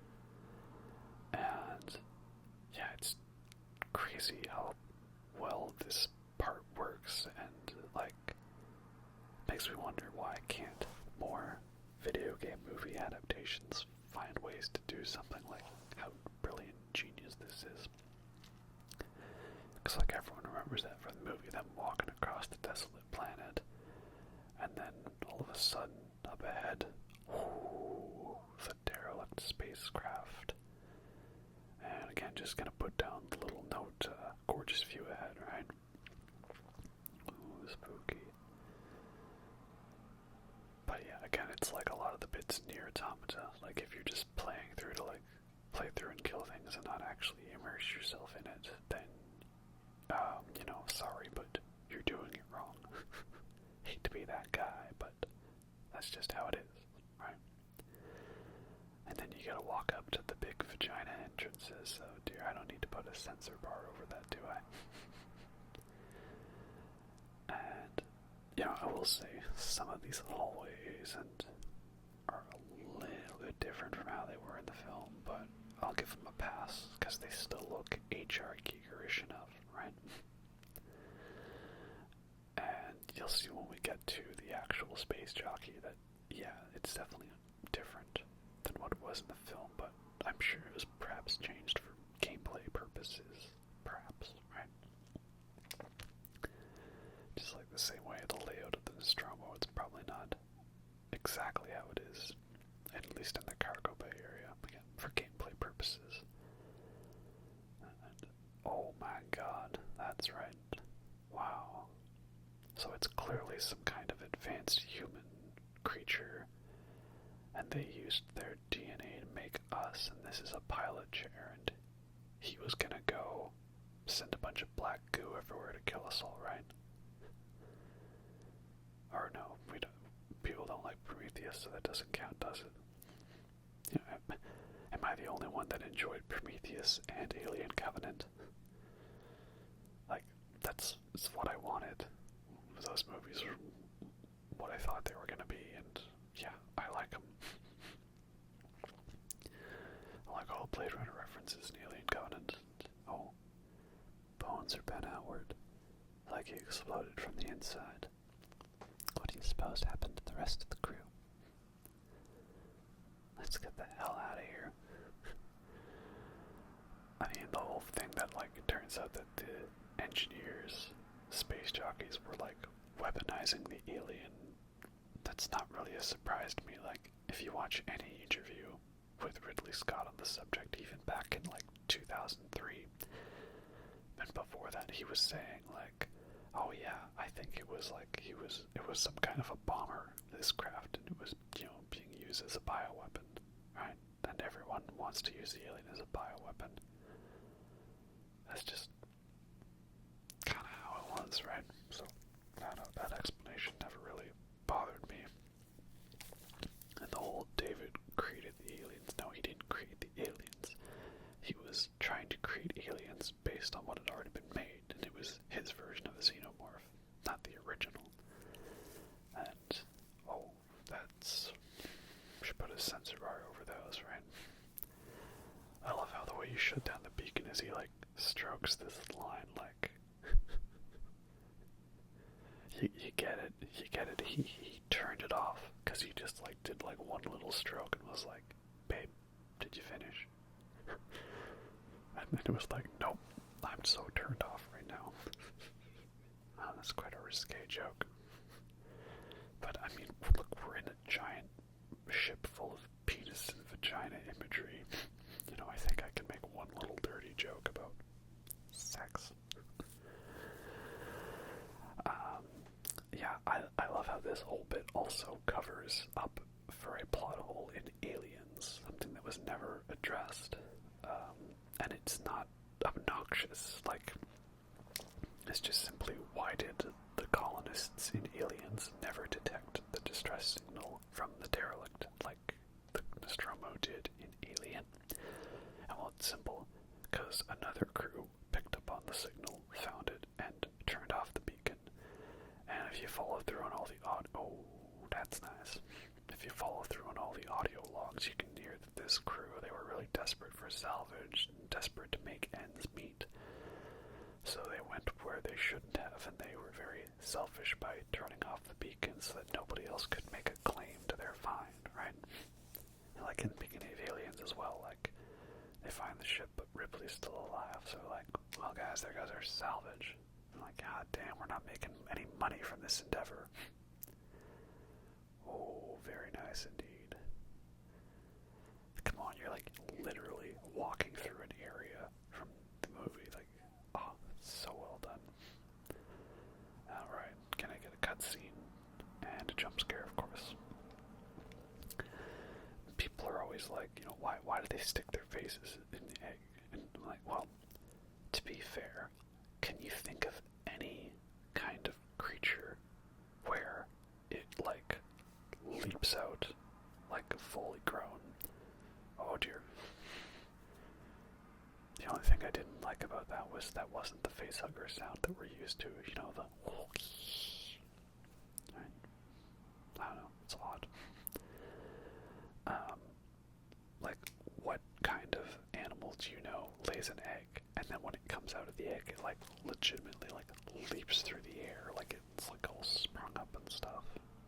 Like, I can't think of any off the top of my head, so, like, yeah, we've seen the Alien movies, and we know it's a bad idea, but, like, these people don't. And, oh, you got some of them for me, eh? Oh, okay, give me, I want the flamethrower, so bad, the flamethrower is so amazing, I like the alien fire, let's go flame fry stew. Oh yeah, because also it works, because, like, King, it's got auto cremate. Oh yeah, we're calling the alien stew. Most animals retreat from fire. Alright, Parker, I want you to rig together 3 or 4 flamethrower units for me. Alright, so we got a flamethrower, and we're going to the Lorenz Systech Spire. And, like, this is the line now, where they actually tell you, like, oh, besides he's a synthetic. Sorry, as someone who was worried that was going to be the big twist, I like how it's just an obvious thing from the beginning, but they hint to, and then they just go out and say it. It's like with Blade Runner 2049, I was worried the big twist was going to be, turns out Ryan Gosling replicant. And then I found out he was, and I was like, oh, I got spoiled. But no, it's like literally the first 5 minutes, basically. They're like, oh, by the way, he's a replicant. Oh, okay.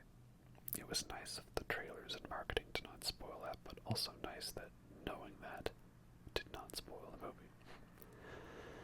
So you can go around and find a couple people and tell them to run out of here. And it's good to do that because there's one they'll give you a helpful code for a transit office for supplies. So in this area here, you have to find these 3 shut-off valves to start locking down the area.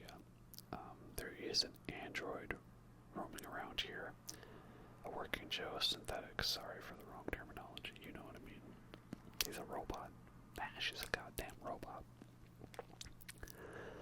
And he's harmless, but I'm pretty sure if he sees you, like, using guns and weapons, then he'll have a go at you. There's also, like, a key card you can find, and that can get you down that hallway there. There's other things you can unlock. There's actually a lot of different areas to explore here, and stuff I was still finding out about in future playthroughs, and now it's dark. But again, the trick is to actually be fast and be aggressive. The slower and quieter you are, paradoxically, is, well, do you mind, more likely to lead the alien to you. Because the way the AI works is there's like the alien AI, which is looking for you, and there's a director AI, and it's kind of feeding it little tidbits of information where you are to kind of make it look like the alien's closing in on you. But if you keep moving, then the director AI is always at a loss as to tell you where to go. So that's the trick, is to keep moving and don't stay in one place for too long. And you don't necessarily need to crouch around everything. Obviously, if the alien's within earshot, then you should. Thankfully, this android is currently not hostile. But I know the alien's nearby because I can hear him. Yeah, he's dropped down.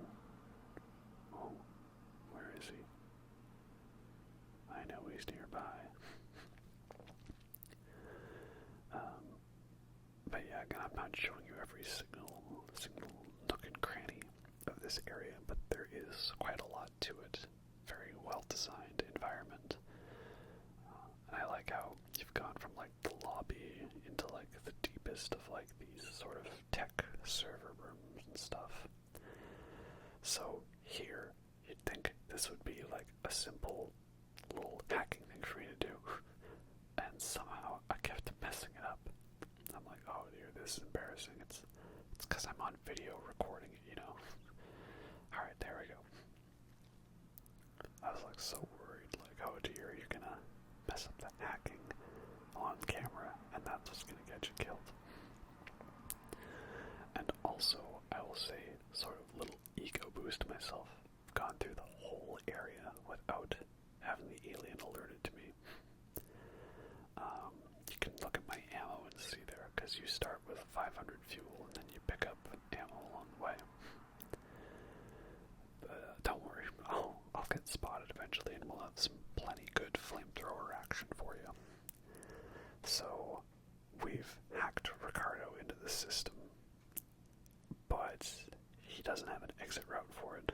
So, we're trapped in this server room with no way out, with an angry alien. So, basically, you need to hide until Ricardo opens the door for you. So, this is one of the times where I usually just go and I grab a locker here. Oh, I just heard him drop down. Because again, the less you use them, the more useful they'll be later on. At least that's how I feel. But yeah, this stretch mission 10 is basically basically one really long boss battle in a way, because it's just a giant lengthy level of you trying to do all these things to switch on computers and turn on things to get you to the area where you need to be so that you can kill this son of a bitch once and for all. Alright, there he goes. He's run off, I think, because the doors are open. So we should be safe now.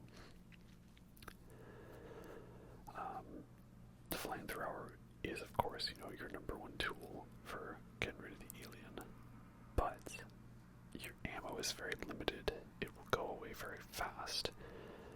And it's also not necessarily the best thing, because after you've been spotted and you flamethrower the alien, he only goes away for a couple of seconds. Like, it's not very long. And then he's just gonna keep coming back, but be more persistent in hunting you. So if you can avoid it, that'd be a good thing to do. And oh, that's a human. So yeah, now that you're back in this area, there's more human enemies, and you need to get past them so you can take the elevator to the Gemini Labs. So there we are.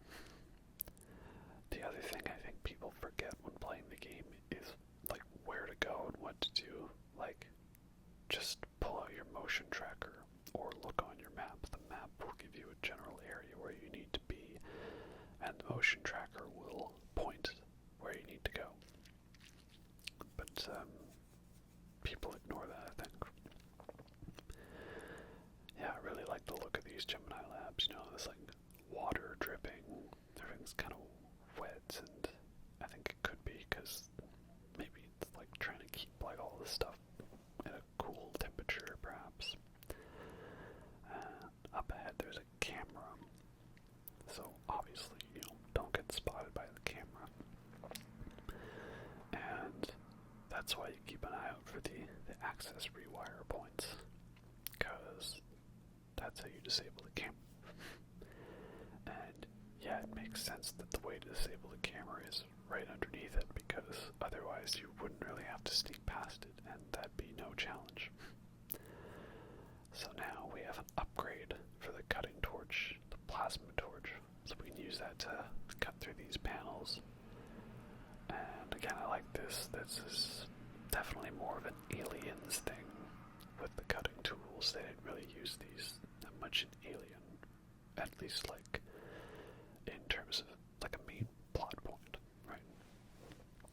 Like, I'm sure they were using cutting tools to like fix parts around the ship, but it was in Aliens where they're actually actively using them to like get through doors and barricade themselves from the alien. So this android here, he's kind of weird, because he doesn't seem to care about you, right?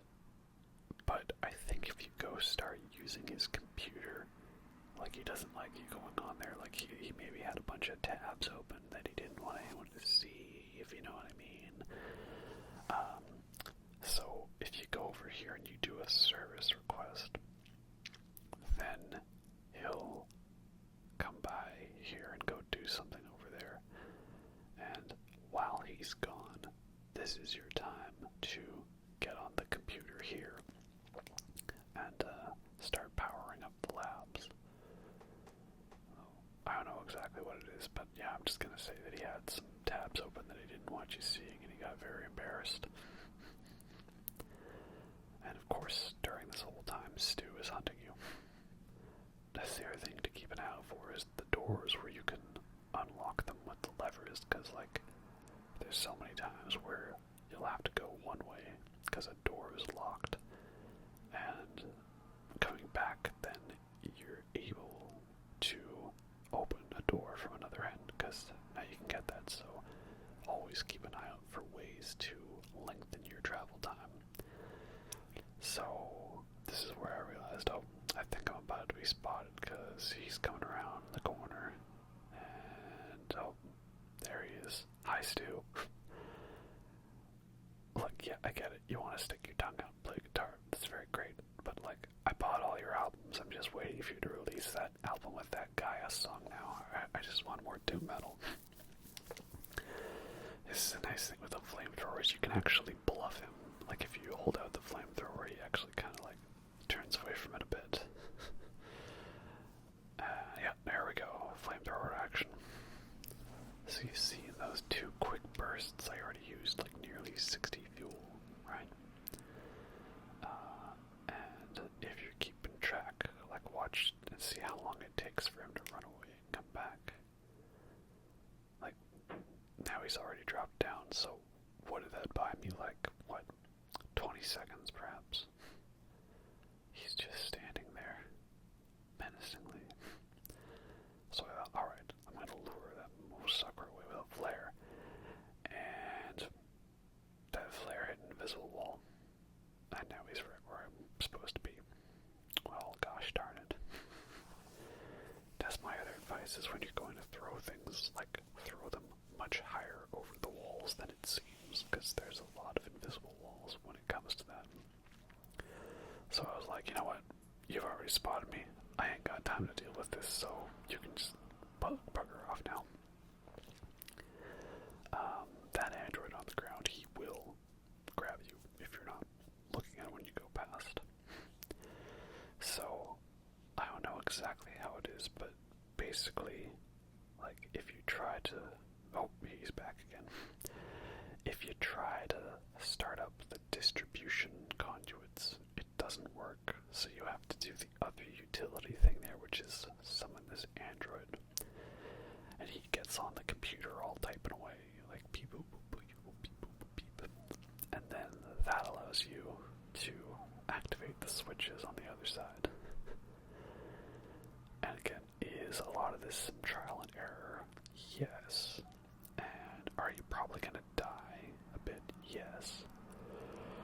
But there's a save point right in this room, so, you know, if you did mess it up and use too much fuel, you could just reload your save, and it's like right there. I feel the save points are just generous enough while still being infrequent enough that it's a bit tense of you finding, oh, where's the next save point? So he jumps up into the fence. I'm like, okay, now's my time to shine. And then he jumped back right there again. Oh dear. Yeah, see, this is a problem. Now that he's noticed me, he's going to be hunting around for a bit, and oh, you're close, you're close. But yeah, again, like, if this were reality, you know, you could easily see me or smell me or, you know, sniff me out. But I feel like with the chest high walls, if you're crouched and close enough, it kind of like obscures the vision. And I guess if you're all about, you know, no, I want it to be real. I want it to be that if I just breathe slightly too loudly from 2 space stations away, he jumps over and kills me. And play it on PC and put on mods, because I know people have made mods to make the alien hyper aware. But I think it's a nice balance of gameplay, you know, because if it were too realistic, then I don't know, it wouldn't be fun. It's a nice balance. Or you could play it on Nightmare difficulty, which I don't plan on doing anytime soon, because that was quite difficult. So, through some other stuff, we've now made it towards Project KG-348, KG-34, KG-348, something like that. And if you recognize, this was the bit that was all in the demo for the game, like the one that the IGN people played and they loved it, but then they hated the game. So yeah, gorgeous view, gorgeous lighting. There's a bit of a jump scare coming up here, and it was one that was in the trailer, and yet it still scares me in the game when it happens. I guess because I thought, oh, you put that scare in the trailer, you're not going to do that scare in the game, are you? Yep, guess who's back? Stu is back again. Alright, but he's gone out there, and just look carefully in the distance and you'll see, ooh, creepy silhouette. Yeah. Again, this is such a great section of the game. Like, you had your stretch in the medical and synthetic area, where you're very defenseless, and now you've been given the weapon here.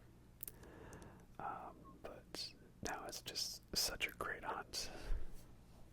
Okay, so he sees me now, so I'm trying to make sure he doesn't charge me. But here I made a pretty big error, and that is I was flamethrowering him from too far away. Like, you really gotta get up close to him, because you see, like, I keep firing the flamethrower and he's not going anywhere. So, make sure you're up close. The distance actually does matter. And then I was panicking because of how much fuel I wasted, and I was like pushing the stick in the wrong direction, wondering like why isn't this working? And then I heard him jump down. I was like, oh god, he's behind me. I'm out in the open. What am I gonna do? I already wasted so much fuel. And then he jumped up again. I'm like, alright, Molotov for you. And now I'm thinking, no, I shouldn't be hesitating. Hesitation is defeat. You gotta keep moving. And then, as soon as I got on the ladder here, I heard him jump down in front of me. So I was like, okay, hesitation was almost defeat. That could have been quite bad. So, the plan here is that this lab can be detached from the station because it was built to process like highly volatile chemicals. So we're going to lure the alien into here and then jettison this section off into the gas giant. And there we go. No problemo. Everything's solved. I'm also not reloading my flamethrower because I heard that if you don't reload it, later on we're going to lose the flamethrower and get it back. And then all that extra ammo gets put into your stockpile, so you actually lose ammo if you... Oh, hello, bud. This is funny because I remember in the demo when you open that door, the alien jumps up, and here in the game I opened up and Stu's right there. Oh, hi. Oh, Beardmouth would be proud of you. That's what I call the monster from Amnesia, because of OTG. He calls him Beardmouth. You know, because it's got a big, giant, open mouth, but it kind of looks like a beard from a distance. Bishop, you're gonna make it. So yeah, now I've joked about this whole thing being like a boss battle, you know, right? Like a really long fight, because that's what it is, you know. He's just out hunting you, hunting for blood, and you're making your way, but this is like then the final showdown. And now we've got all those classic Nostromo alarms going off. It's just such a simple little kind of figure eight style, but you just gotta go through, flip a switch, and do a hack. You know, one small hack for mankind. Pretty straightforward stuff, but again, the culmination of everything that's been built up so far. So, really, really like it, you know. The whole mission is just one intense thrill ride. So, now we gotta escape the lab. And, alright, there we go. Now if you could just, what do you mean you're sorry? Just hold the door for a few seconds and, oh, great. They didn't wait for me to get out. They just took their chances. Because of that first time where we almost trapped it, but they let me out, and thus letting the alien out. So it wasn't just pointless filler, you know, it was to establish the gravitas of the situation. Alright, but at least this thing's got artificial gravity.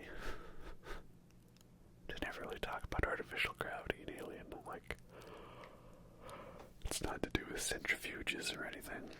And I don't know, but even this little module by itself somehow has artificial gravity, so that's interesting. Anyway, so we've got to get to the airlock. So in a interesting change of events, a little nice role reversal, we're not throwing the alien out of the airlock, we're throwing ourselves out of the airlock. And of course it starts making a bunch of loud sounds, so then the alien's gonna come running. And again, the less fuel you can use, the better. But I'd say this bit, if you want to go a little ham with the flamethrower, you can, because we're kind of coming up to a bit of a long stretch where you're not going to be needing it, if you know what I mean. Yeah. Such a great level, man. It's just a great build-up and, like, a very long stretch with no rest. So you've really got to make use of your resources and your environment. That whole Gemini Labs is so intense, and he spotted me at the last second, so I was like, nope, just book it, book it, book it, book it, book it, book it, book it, book it.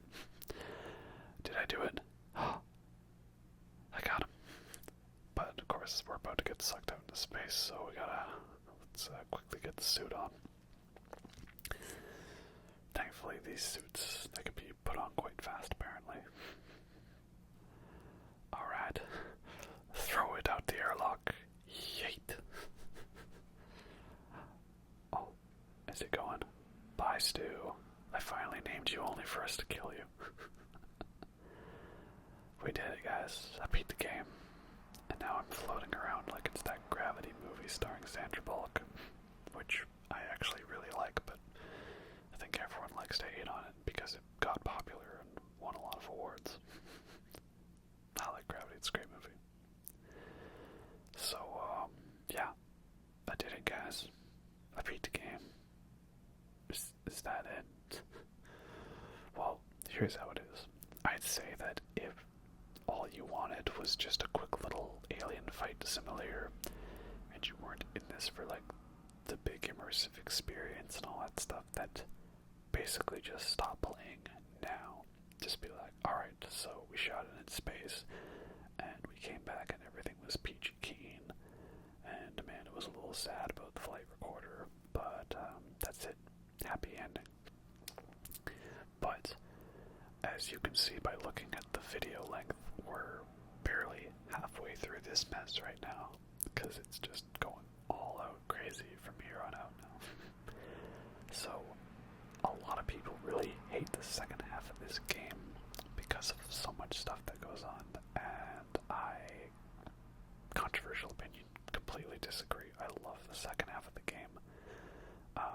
It's like just taking every possibility that could have happened and doing it, you know, leave no stone unturned. So now here's how you can tell stuff's up, because it's giving us a shotgun, and the threat level Apollo has raised it to Omega, so something's gonna be going down. So just because the alien is gone doesn't mean that we're not going to have some more difficulty, and that is, of course, those pesky working Joes are still around.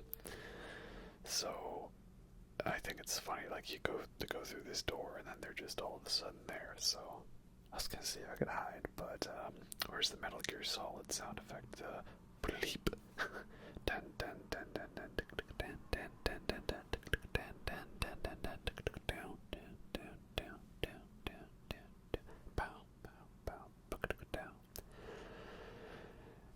very nice. Avoided there. But again, I'm still trying to be extra conservative with using stuff. Right? So there's a lot of downtime here, and again, I think that's the extra padding out is to kind of, you know, get you realizing that, oh, we ain't out of the woods yet. So obviously there's stuff up with the androids, but now they're not sticking to their posts. They're just actively hunting. Ooh, spooky. So this next part here is basically the developers going, screw you, you're gonna die. Because you activate this generator, and there's just a door which leads out into like a total crazy firefight. And yeah, you can see just all the blips on the motion tracker there. Because there's like a bunch of humans with guns out there, and there's at least 2 or 3 working Joes that are killing them all. So I was gonna hide here to, you know, see if maybe they could all pick them off for me. But unfortunately, I got spotted. I'm like, oh, close the door. How do you? Oh, okay. I think they're onto me. I'm like, well, shizer. So okay, well, I got a good stun baton. So now I just gotta melee him to death, and oh dude, there's another one. Excuse me, do you mind? I'm just trying to get your buddy here. Can you give me a moment, please? Oh, okay, no, you're impatient.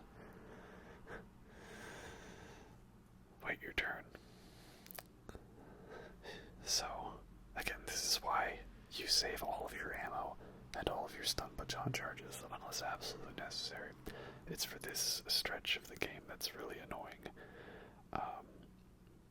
I mean, I do enjoy it, but you know, it's definitely a little more difficult in that if you didn't save all your ammo, it's not like the game's gonna all of a sudden start giving you a bunch of ammo here, right?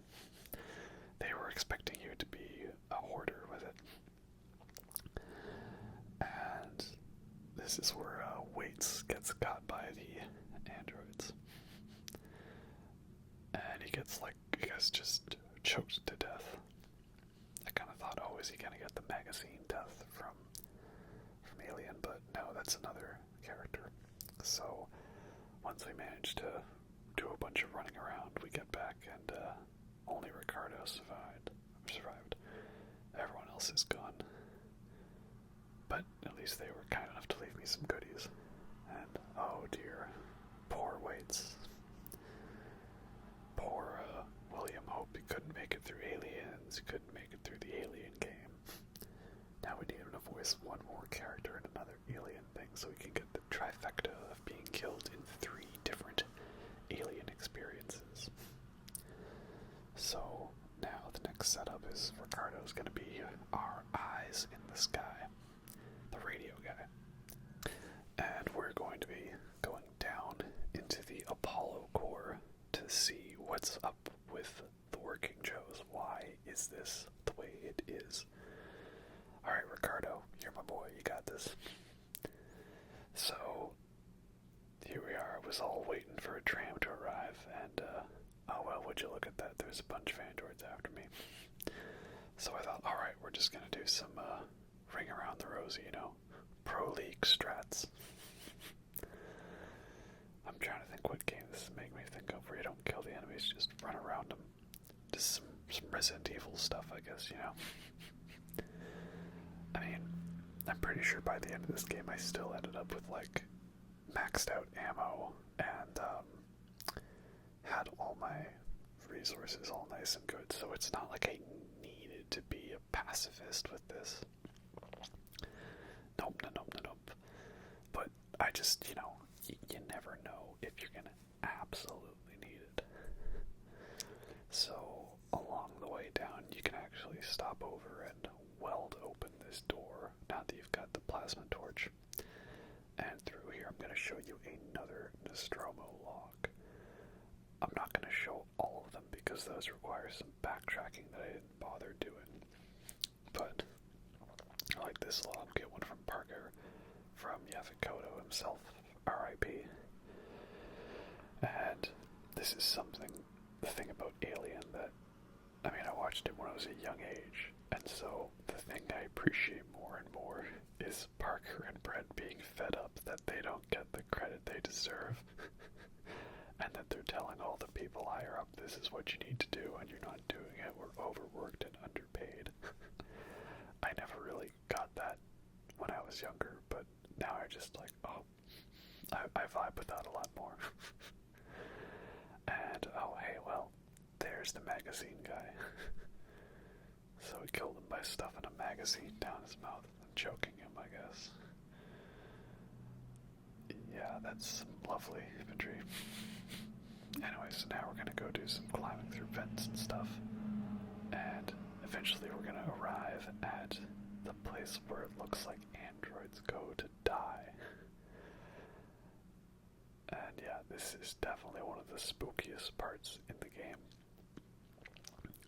So, a very obvious, you know, fake dead body in the middle there. And yeah, it's not the half one, it is the full one, so just make sure you don't look away and that he can't grab you. He can only do the fake death jump scare when you stop looking at him. And then there's other like random little scares here, like like one of them on the table, he just starts shuffling around a bit randomly. And I don't know, you get like a random motion bleep for like half a second, but I don't know why. And the save station says, oh, hostiles nearby, watch out. See, there's like a random beep. I'm like, whoa, someone there? No, I don't see anyone there. Yeah, so you gotta go around and like flip all these switches to make your way past the electrified door. And then there's just rambly androids standing around like this. And, I mean, if you played this part before, you know that only one single working Joe here gets up, and that can be easily solved with shotguns and revolvers to the face. But if this is your first time playing, you're just all paranoid, like, oh dear, where's the jump scare? Yeah, so it's just a single one, nothing crazy to worry about. And again, it takes a full 6 shots to the head, or 5 if you miss one. Alright, or maybe like 4 and just a couple of wrenches. There you go. You just gotta make sure if you're going to wrench them that they're stunned, because, oh, thick. That's one thick working Joe. Further through the vents. Now, we found Samuels, and, we're kind of thinking, oh, what's up? Is he gonna be an evil synthetic? Is he gonna be a robot? What's it gonna be? And, damn, he's got moves, like, don't mess with Samuels, he will mess with you.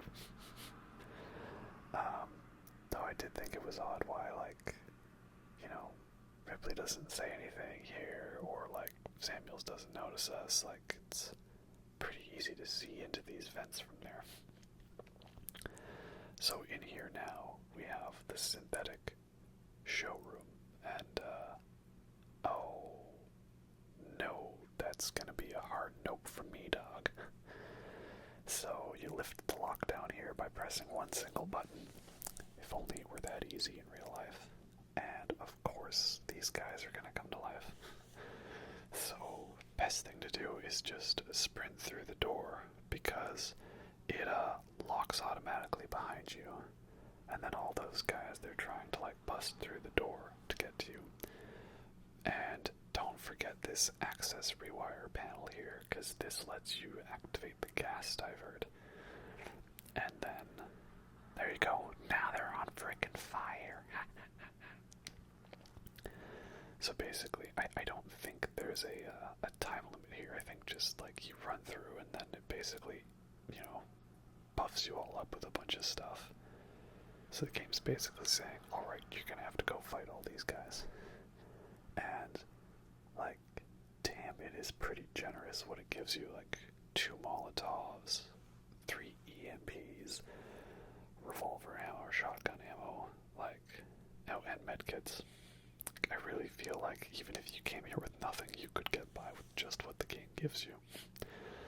So, this definitely wasn't the best way that I handled it. But, I thought, I guess I can just kind of go crazy with the resources, seeing as I've maxed out my inventory, I've maxed out my crafting, and the game just gave me a whole bunch of, stuff.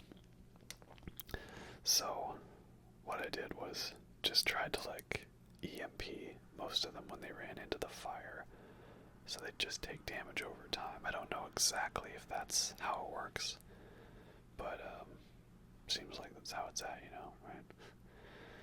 Again, the EMP mines are really nice, because you can just stun whole groups of them, and then you can wrench them to death.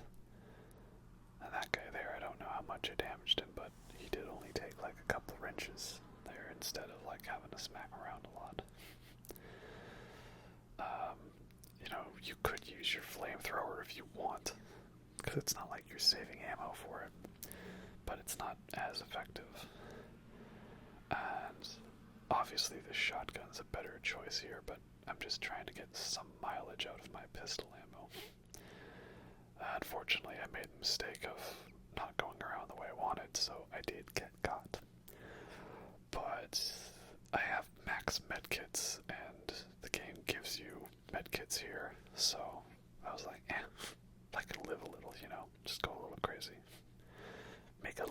that's for the viewers, like, oh, is he gonna make it? I don't know. Well, actually, yes, I am.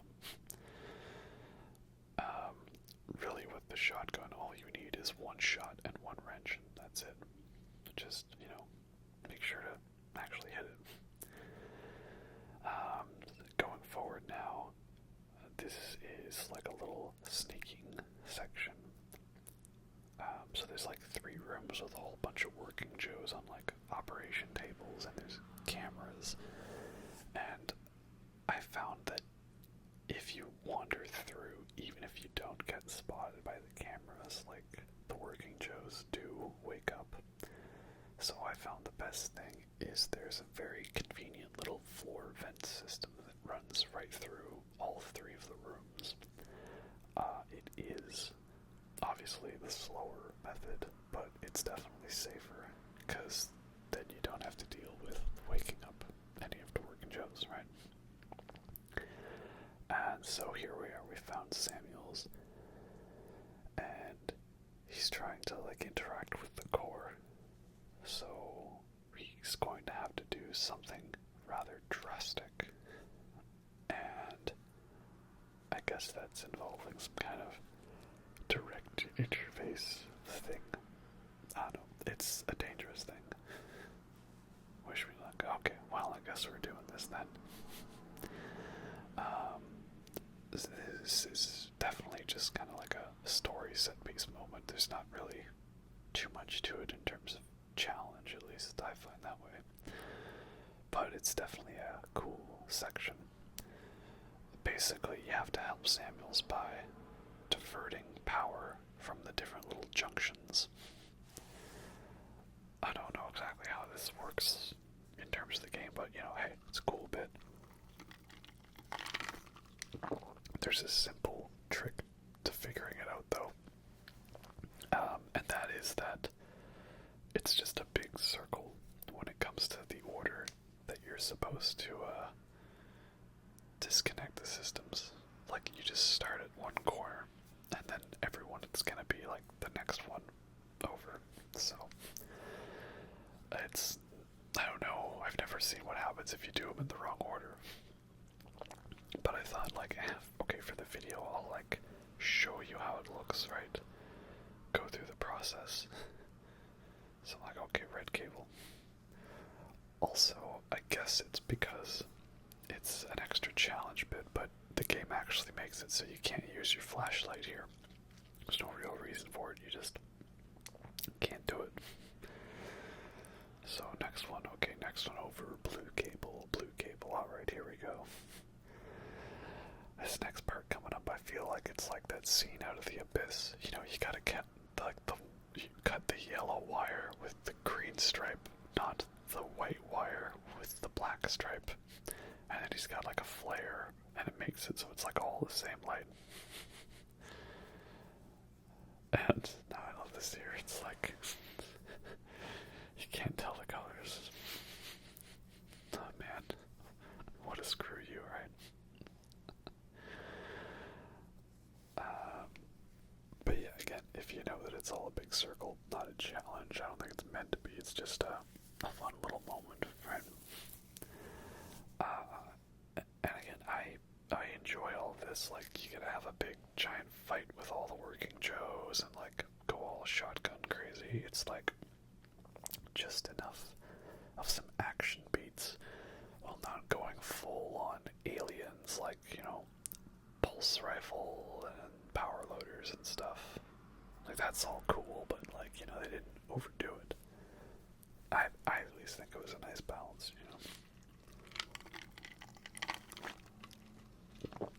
But unfortunately, whatever's happened, this connection is going to be fatal for Samuels. I'm not, again, sure exactly how it works, but it's good.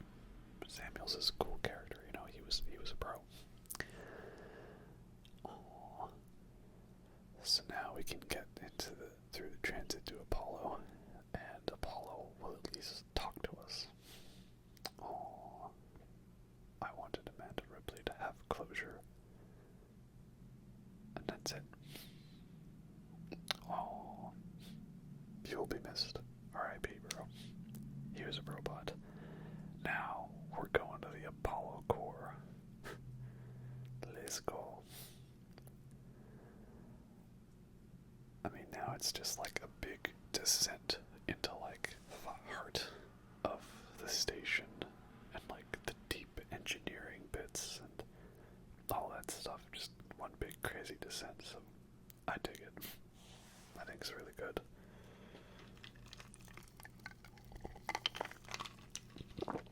So this next bit, an interview tape from Marlo Taylor interviewing him, because we don't know where she's gone off to, right? But basically, she made the not smart move of cutting a deal with Marlo to let him go.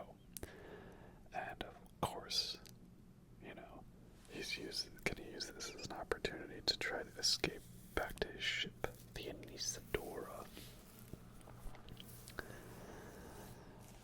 I do wonder, though, what happens to the rest of the Anisadora crew, because I didn't really read all the logs this time, you know, just kind of speed through to get to the gameplay bits, but there was also Heist and another one.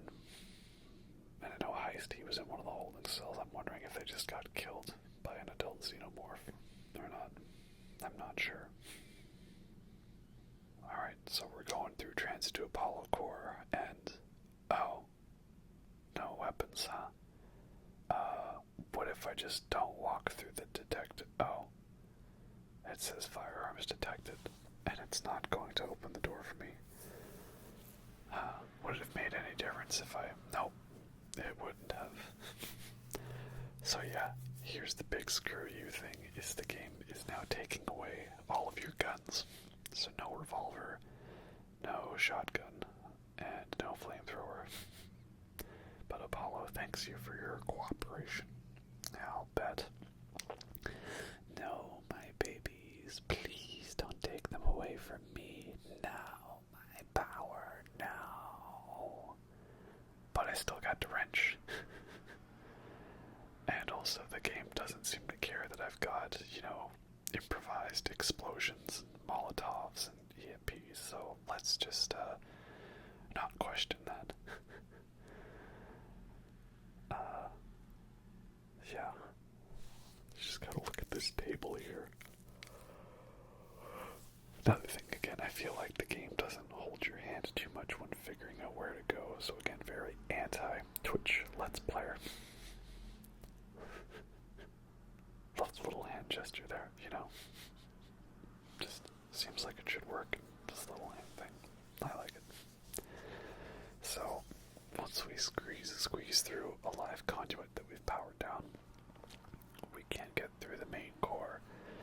So this is definitely a challenge section, because these working Joes you fight have like the hazmat suits on, so they're impervious to electrical attacks.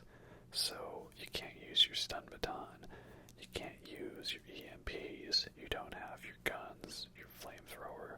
The only thing you can use is pipe bombs and Molotovs and wrench. But there is a secret tactic you can use in two of these rooms, which I'll show a bit of throughout. And here's the interesting thing, is remember Sevastopol was going to be decommissioned because it's like an old wreck of a station that no one wants anything to do with. Oh yeah, we have a gas mask, so there we go. And all of a sudden, there's got a buyer just off the market. And who bought Sevastopol from Seekson? And why did they buy it all of a sudden? Questions that will be answered soon.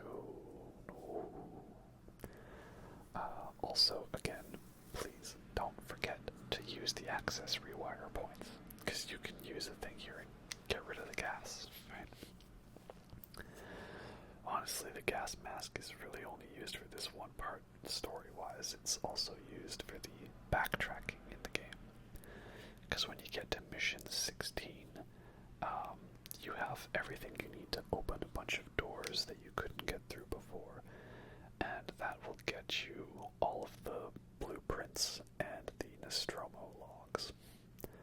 So we're just going through these servers. I'm just creeping around right now.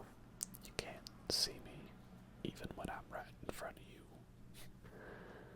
Are you there? Again, these, I don't know if it's also because they're the Super Joes, but I feel like they can spot you a lot more easily. Like, you just sort of walk by them. These guys did not roll a nat 1 on perception. So I didn't actually realize you could do this, but you go activate the coolant flow here, and then push this button right up here. If he doesn't see me, I was like, well, what does this button do? And it just kills them all in one hit. Like, oh damn, that was actually quite good. And part of me was like, wishing I had lured a couple more Joes into here first so I could use it on them. But yeah, that's the thing you can do. So the main thing you have to do is, of course, sneak through these areas and power up the computer banks by doing a little hacking game here. So there we go. Very nice. And then you're supposed to, quote, search the left hemisphere server banks or the right hemisphere server banks. And here I'm going to show you, I'm doing a little sneaking around in the other side.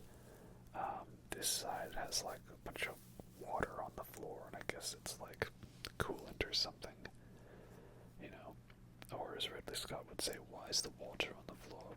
Condensation. And, you know, why condensation? I don't know. I just wanted water and chains everywhere, right?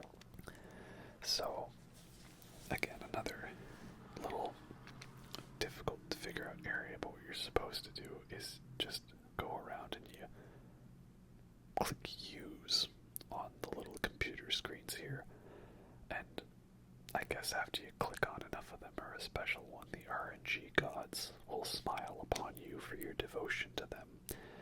And how did you see me? I was monologuing here. Do you mind? I was gonna try and do the secret kill them technique here, which is there's a way to electrify all the coolant, and that'll kill them instantly. But here I thought, alright, I'm gonna do a pipe bomb here and try to get them all in one blast.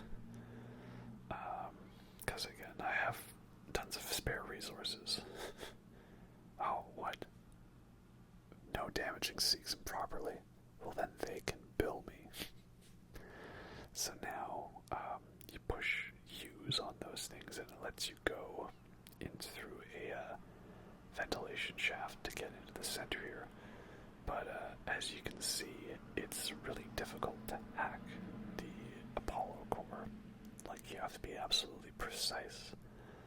And it gives you like 5 things. It's just too fast for you to do. I mean, you might be able to, but I ain't no crazy speedrunner. So what you're supposed to do is go back into one of the vents here and do a little mini game on a console here. And then that helps reduce the security, I guess. Again, I don't know exactly how all of it works, and I'm not sure it was very well laid out, but again, that is part of this game, is it's got puzzles to it, and it's got buttons and switches and levers you need to figure out. And I think perhaps that it doesn't advertise itself as that type of a game. That's probably why these segments throw people off. Like, they're expecting it to be like a little straightforward, like go from point A to point B, or do an obvious thing around here and there. At least that's how I feel about it, you know. And I'm not gonna act like I was able to figure these all out right away. I'm not gonna, you know, be pretentious about it, like, oh, that puzzle was easy peasy. Oh man, this is some total Akira vibes, right? You know what I'm talking about. And here we go. We get to go inside the computer, and oh, it's got all the keyboard sounds from Mother, from the Alien, and like if I could have it set so that I could make my computer do all these old school analog beepy sounds, I'd like it. And much like the original Alien film, we have this bit where we get a Ripley character to have a conversation with a computer, and the computer gives us some very brief, sparse dialogue that's not necessarily clear. But yeah, Special Order 939, Priority 1, protect specimen, maintain station quarantine, disallow communications, all other considerations secondary. Crew expendable. And I love that it doesn't just say, oh hey, there's more aliens. It just says, scheduled reactor scans are unverified. And that's it. And so you're kind of like, wait. What exactly are we talking about here? But yeah, so Weyland-Yutani now own this facility. So I guess Weyland-Yutani got a hold of, I'm not sure though, they said 2 days after they left. So this was like after the flight recorder was found. Because obviously that's what the mission was for, was to go get the flight recorder. But had they known yet that perhaps the alien was on the station, word had got out, it's a possibility. And that's why they just quickly bought it, because again, no one was going to buy a Sevastopol. I'm sure it was an easy purchase. It was basically like some Bruce Wayne, Tony Stark, like, I own this hotel now. And so then Apollo was under their control, and they basically gave it orders to, keep everything in line here so that the xenomorph couldn't get out. So there's more sneaking through androids, and now we're going to get a new gun. The bolt gun. Oh yeah, this could do some damage, alright. So don't forget that much like the contact beam in Dead Space, this is a charge-up shot. So here I was like, you wanna come and get me, bro? No? Okay. Well, I'm just gonna go type on your computer for a bit. It's cool, right? Just to open the shutters. Yeah, this section isn't as difficult as the Apollo core when it comes to the androids, because most of them are the regular ones, not the Super Joes. So, if you want to use your stun baton or EMP mines, then you can. You're not limited to only 2 things, even if you don't have your guns again. And now it's going to be even easier, because they're going to give you the bolt gun. So, you gotta charge it up, and once the reticule shrinks down all the way, go for a nice headshot, and boom! Killed him in 1 hit. Yeah, boy. And I'm still maxed out on all my materials. Maybe I should have played on Nightmare difficulty, I don't know. I just like this sign here. Stop weaponizing the tools. Oh, Isaac Clarke would be proud of us taking a working research mining type equipment and fashioning it into a weapon. I had this spooky audio log about a guy seeing the xenomorph, but also, I see light at the end of the tunnel. It's my weapons. Yay. Any other goodies out first? No? Alright. There we go. And it saved all of my ammo too. That was nice. So now we're finally here, all the way down to the central reactor. And oh man, that is definitely another gorgeous view. Was it GameSpot who said oh, this game is not a looker, it's not anything fancy? Did you even get to this part? The reactor part? Look at this is gorgeous. Again, this is some total Akira shit right here. I love it. So we have to get down to the base of the reactor. A synthetic stay is never done. So another kind of boss battle type part where they just throw a bunch of the Joes at you, and I'm sure if you wanted to, you could probably find ways to slip past them, or maybe do a single shot and then run, but now we ain't about with that. We're just going all ham right now, right? I do like how the guns, like, still kind of feel awkward, you know? Ripley's not necessarily someone who has, like, a full-on weapons training. Definitely ties in with the, oh, how did you grab me through the stun? That was some hardcore hacks right there. I call hacks. Aimbot. Oh, because he is a bot. Of course he's hacking. You can't just claim that anyone who does better than you is hacking. Like, yeah, well, what? I can't say that everything's, like, stolen from me or not. Oh, okay, again. I call bull on that. This was actually a lot closer than I was intending it. Because I was, like, still whacking him. I'm like, could you mind not? Oh, that was close. I was like one thumbtack in the wrong area from, you know, dying right there. But again, I think I started getting a little, shall we say, less careful. Because again, you saw it, like, maxed of everything, maxed resources, tons of ammo. And I was just trying not to use the bolt gun too much because there's a few instances later where you're gonna fight a few randomly placed working Joes, and if you don't have bolt gun ammo, it makes it a lot more difficult. You'll see what I mean when we get to those spots. So now we're going down into the reactor maintenance, and what do we find here? Oh no. God, no. Yeah, you said it.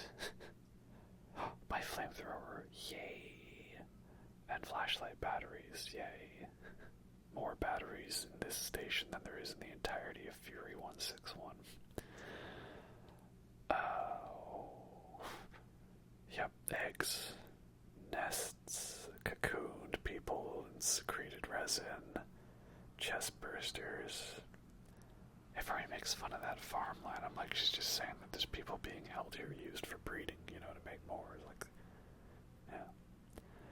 Also, I think people have pointed out, but can we talk about how Ripley's voice actress has a great ASMR voice? When she's whispering, she's like, I'll have to restore power to the platform conduits from here. I'll have to restore power to the platform conduits from here. She's got a great voice. And I hear a little shriek, and what's that? Yep, there's face huggers in this game. So, you can pretty much use anything to kill a face hugger. Flamethrower is the safest bet because you don't really have to aim it. And keep an eye out for eggs like that haven't opened yet, because again, they're gonna, you know, leap out at you and try to stick on your face and stuff. You can use the wrench actually to kill them. If you basically just get up close to them right when they're about to jump on you, just like spam the melee button, and then you'll do a little animation of killing them. The only problem is that it's guaranteed that it'll do some damage to you because of the acid blood, so it's a bit of a trade-off. I have no shortage of ammo right now, so I figured I'll just use some flamethrower ammo.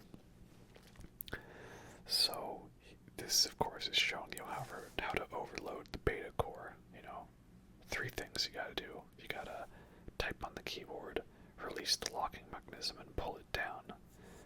And this is all preparation so that you know how to do this for overloading alpha core. And oh, that's a lot of movement. And then all the aliens are screaming. There's lots of screeching. This is just bad news. Bears Bilbo Baggins. And yep, guess who's back? It's the xenomorphs themselves. Only this ain't Stu. Maybe that's Ambi or Joey or that Eric guy who's no longer in the band.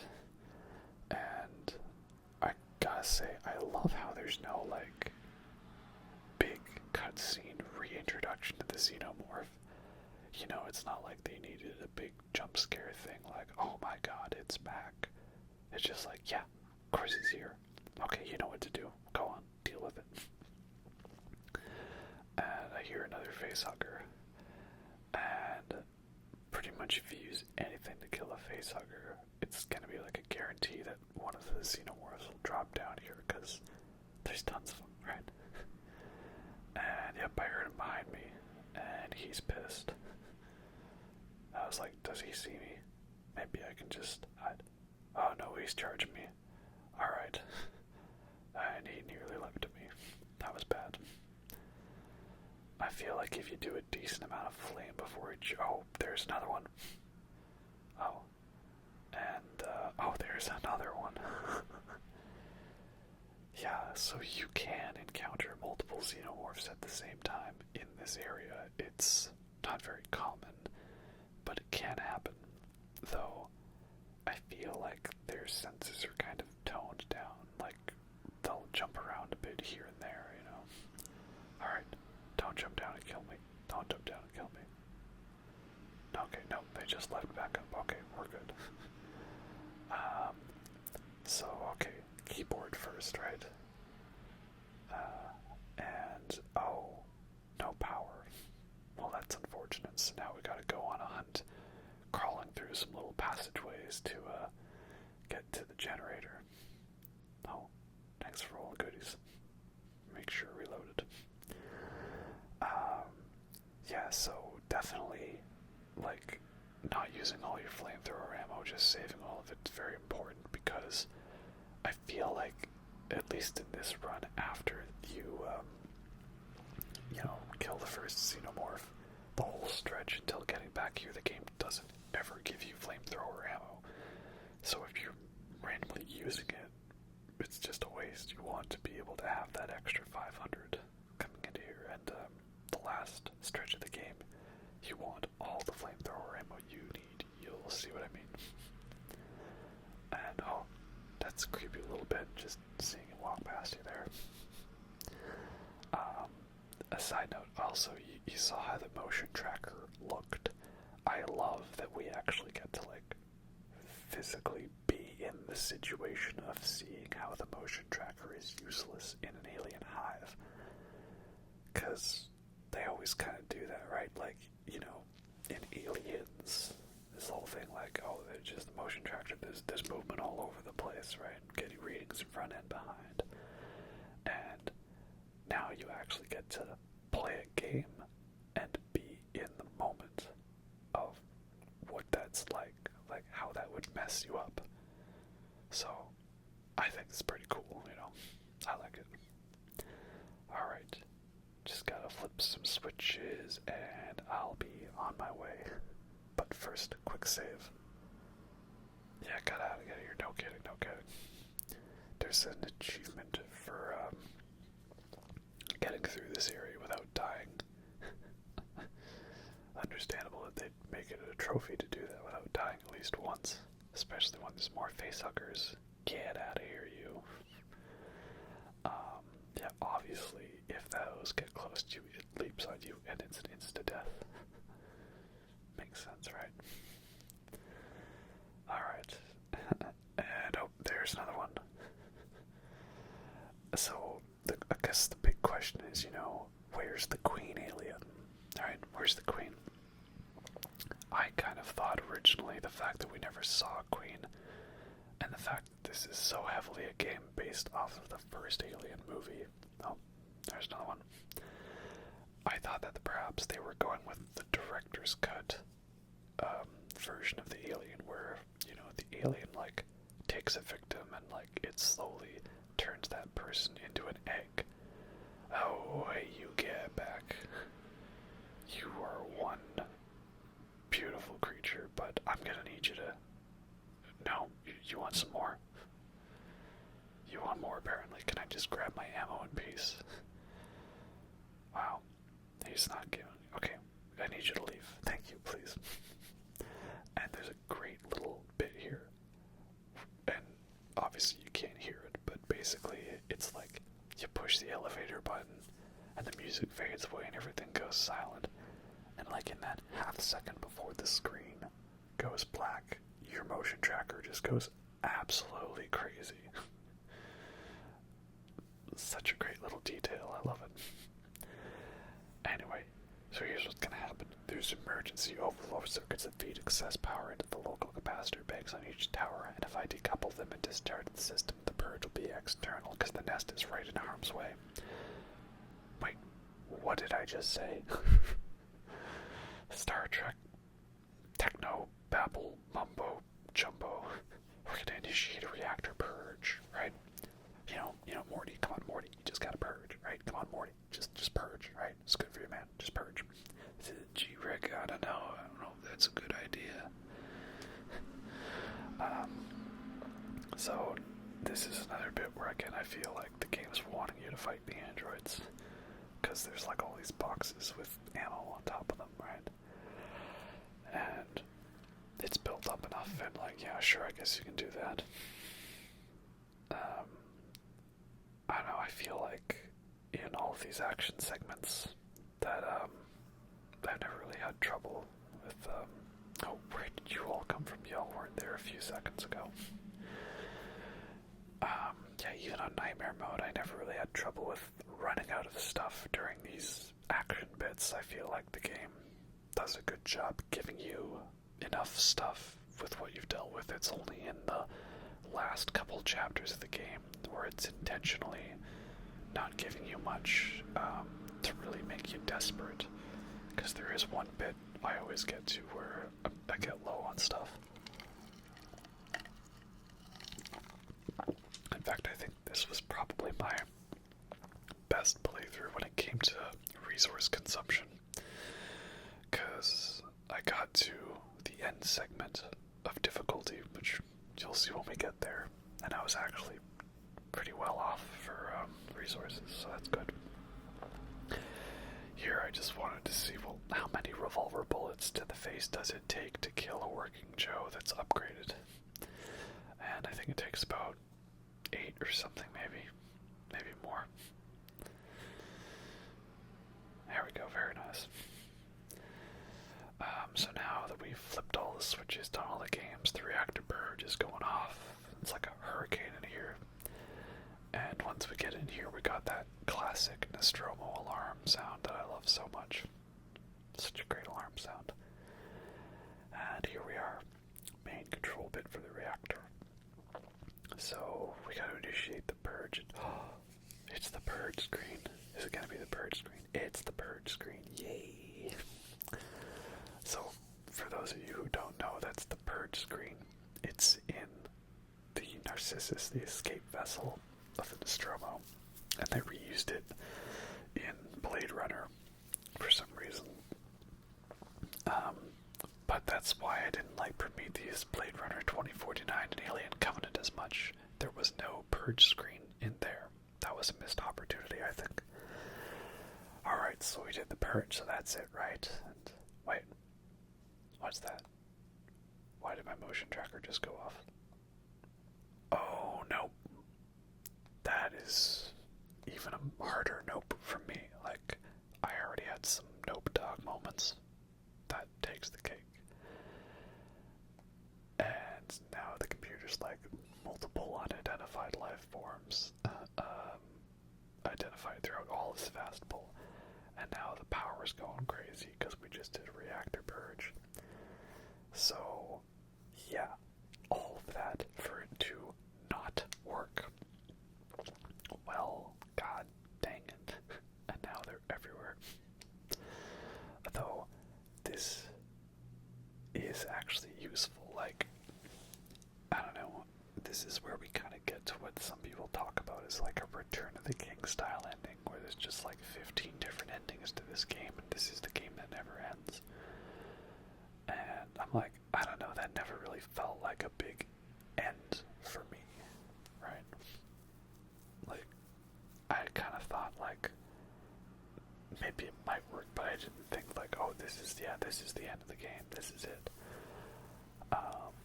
So I don't consider this a false ending, and it was not completely pointless because the reactor purge caused Apollo to be reset and locked out for a bit. This path that I've opened here, you don't need to go that. That's for one of the backtracking paths that you might want to do later. So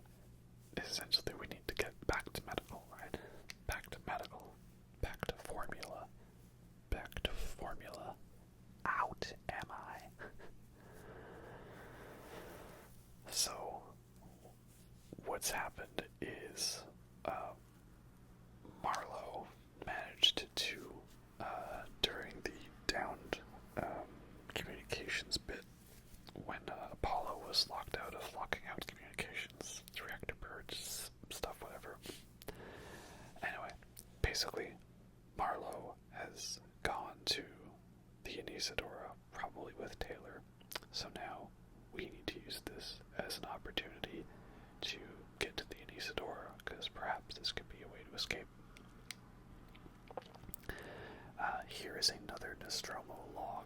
You couldn't get to this because you needed your ion torch, and inside it's like this gas, so you gotta use the gas mask, right?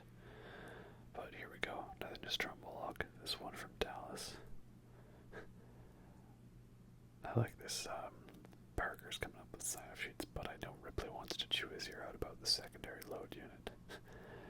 And there's a couple other logs here and there about that, and I don't know, it just all feels very nice and in character, right? Again, I said it before, they did a good job with feeling all natural. There's the worst dentist chair ever, right? So, around the corner, we gotta sneak through. This is the area where there was all those human enemies, right? But now, there's just one Super Joe, and you can point out, like, he sees me from here. I'm like, wait, you saw me from that? Like, yeah, I know it makes realistic sense, but like from gameplay sense, you've seen all the other times that I did not get spotted. But I feel like that's because I wasn't right up against like a chest-high wall. You know, if you're up against a chest-high wall, then it like helps protect you. And I also feel like it's weird with the androids. Sometimes you can like run a mile away and they know exactly which locker you're hiding in. But here was like I was just hiding under a table, and oh no, I just heard the xenomorph drop down. Talk about being caught between a rock and a hard place, right? And I'm like, he's gonna find me, isn't he? You see what I mean? He doesn't see me right there. Like, he's like purposefully engineered to see you if you go down that hallway. And the problem is you have to, because the other pathway through there gets locked during this level for no reason other than to force you into a funnel with a hazmat working Joe. So I thought, okay, that actually worked out alright. I was thinking maybe I'll need to flamethrower the alien first and then use bolt gun. But he ran away right now, so there we go. And now I'm just gonna quickly keep moving. Because again, the trick is to keep moving. If you keep moving, then the xenomorph isn't gonna drop down right in front of you. So he dropped down behind me, and I'm like, okay, well he's gonna go check out this. No, he's coming right towards me, okay. And see that? That's what I mean. Like, I was literally stood right in front of him, but because I'm behind, like a chest-high object, I feel like the game's more lenient in, like, not having him see you. If that was a human enemy or a synthetic, they would absolutely have seen me. But, because it's the alien, he doesn't. So, again, if that type of, lack of overly crazy difficulty bothers you, then perhaps play on nightmare difficulty, or if you have PC, I know someone's made a mod where it's like hyper alert, or there's the unpredictable mod, which means he's not necessarily rubber banding to you. I'll admit, there's definitely some rubber banding involved with the alien in this one, because, think about how large of an area you have to roam around with, and he's always specifically circling the area you are. Again, it's to do with the way the AI works with the director AI. Also, I like those little boop sound. Great sounds. Love the computer sounds. So we've got a little short-ranged shuttle, and we're gonna head on over to the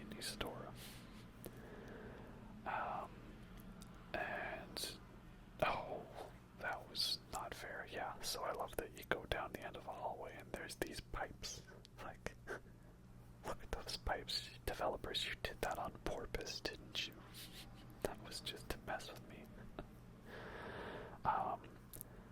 This Anisadora section is definitely one that I think is very creepy the first time you play it, and then perhaps a little tedious on repeat playthroughs, because I like that the designers don't give up the tension with the level design here.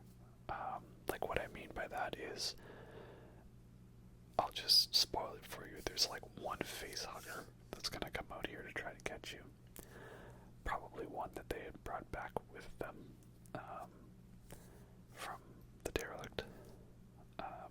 And of course I made the mistake. I was gonna try to see if I could just not waste flamethrower ammo and get it with my revolver. And potato. Fuck it, we'll use the wrench. So there you go, you use the wrench there. But yeah, the level design is set up so there's lockers for you to hide in, and places you could potentially run around and escape an enemy. So it's set up, make you think that something could go down here. And this is where Marlowe is kind of realizing okay, we can't win, there's nothing we can do, right? And see, the thing is yes, he is correct about that. But what he's about to do is something maybe we don't want him to do. You'll see what I mean when we get to it. So, definitely a spooky section, because you're not sure if you're actually going to encounter an enemy here or not. You don't, everything works out fine, but hey, it could have happened, right? And this is where, the flight recorder data. Alright, we're finally gonna get some closure. Alright, here we go. Cutscene. And this is definitely one of my favorite touches that they've added. And so, we know the main Nostromo log, this is Ripley, last survivor of the Nostromo, signing off. But I just like the idea that she'd recorded an extra message for her daughter, who would have been, maybe 9 or 10 around then, because she promised, it would have been 10, I promised I'd be home for her birthday, her 11th birthday.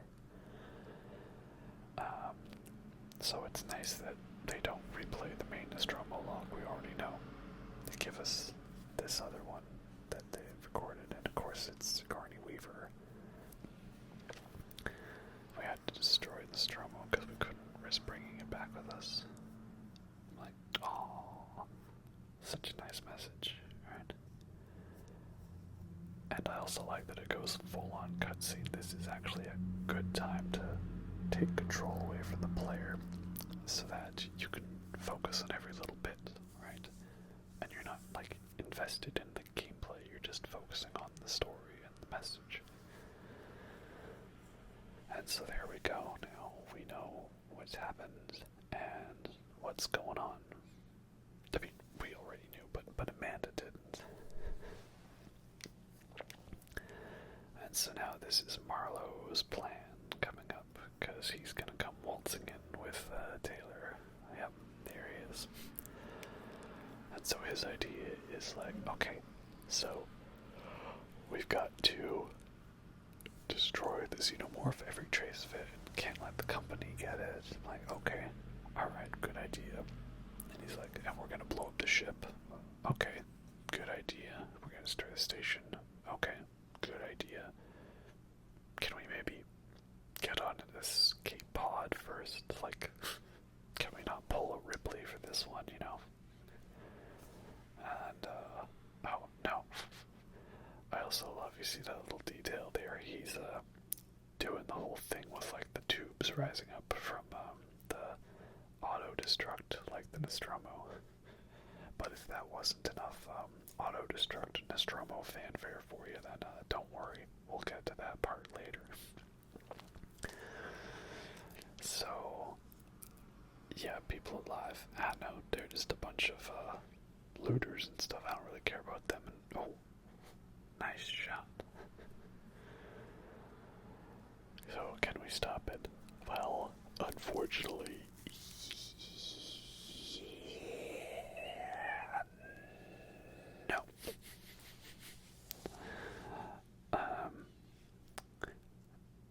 Yeah, this ain't like the Nostromo where we get those 5 minutes.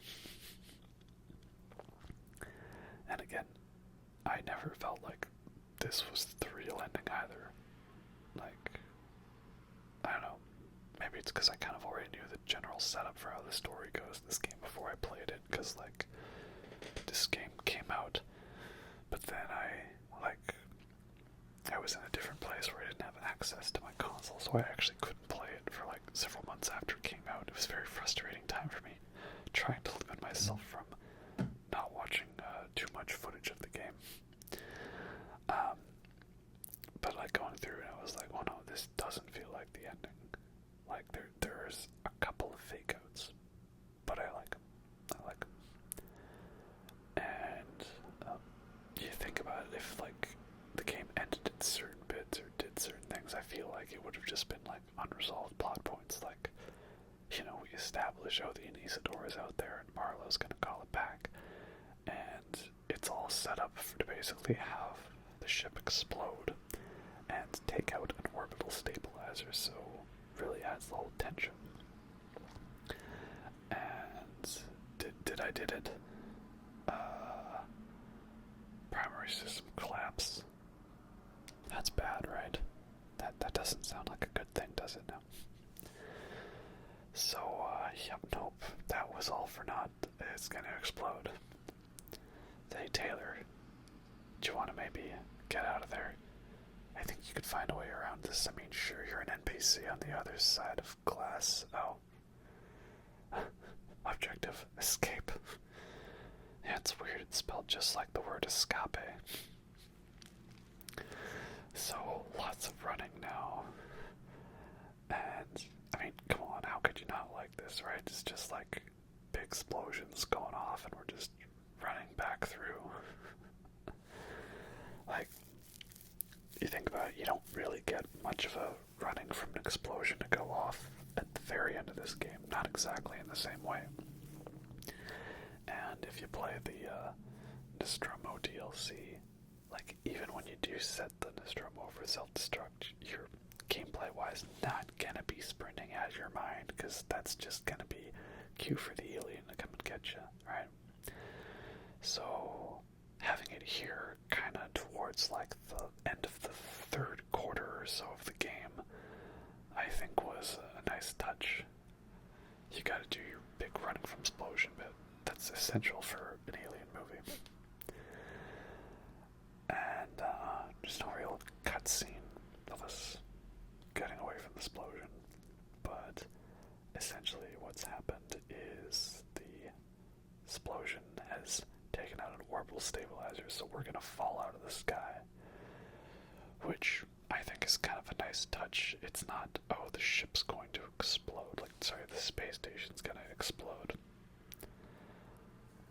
I don't know why the ambulance we just docked is screwed, though. Like, I'm not sure exactly what it is, but yeah, basically, I like that it's not that the space station's gonna explode, it's just gonna legit fall out of the sky and get swallowed up in a gas giant when it collapses in the atmosphere. So, you know, that's a pleasant thing, right? Anyway, this is where we would now do the backtracking if we wanted to, because we have the access tuner, the ion torch, and the gas mask. So there's a whole bunch of areas we could go back to. I'm not going to do that for this, because it's just extra fluff, but this would be the spot to do it. Though, be prepared, because the alien is in every area, so don't think you can just waltz on through it. It's still a bit of a challenge.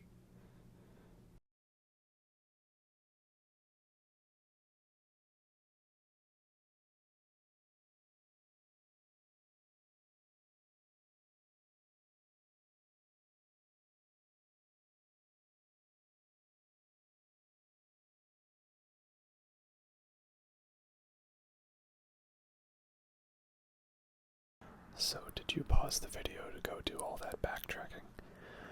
Well, if you finished that all up and you managed to survive and get all the blueprints and the Nostromo logs, now we can continue.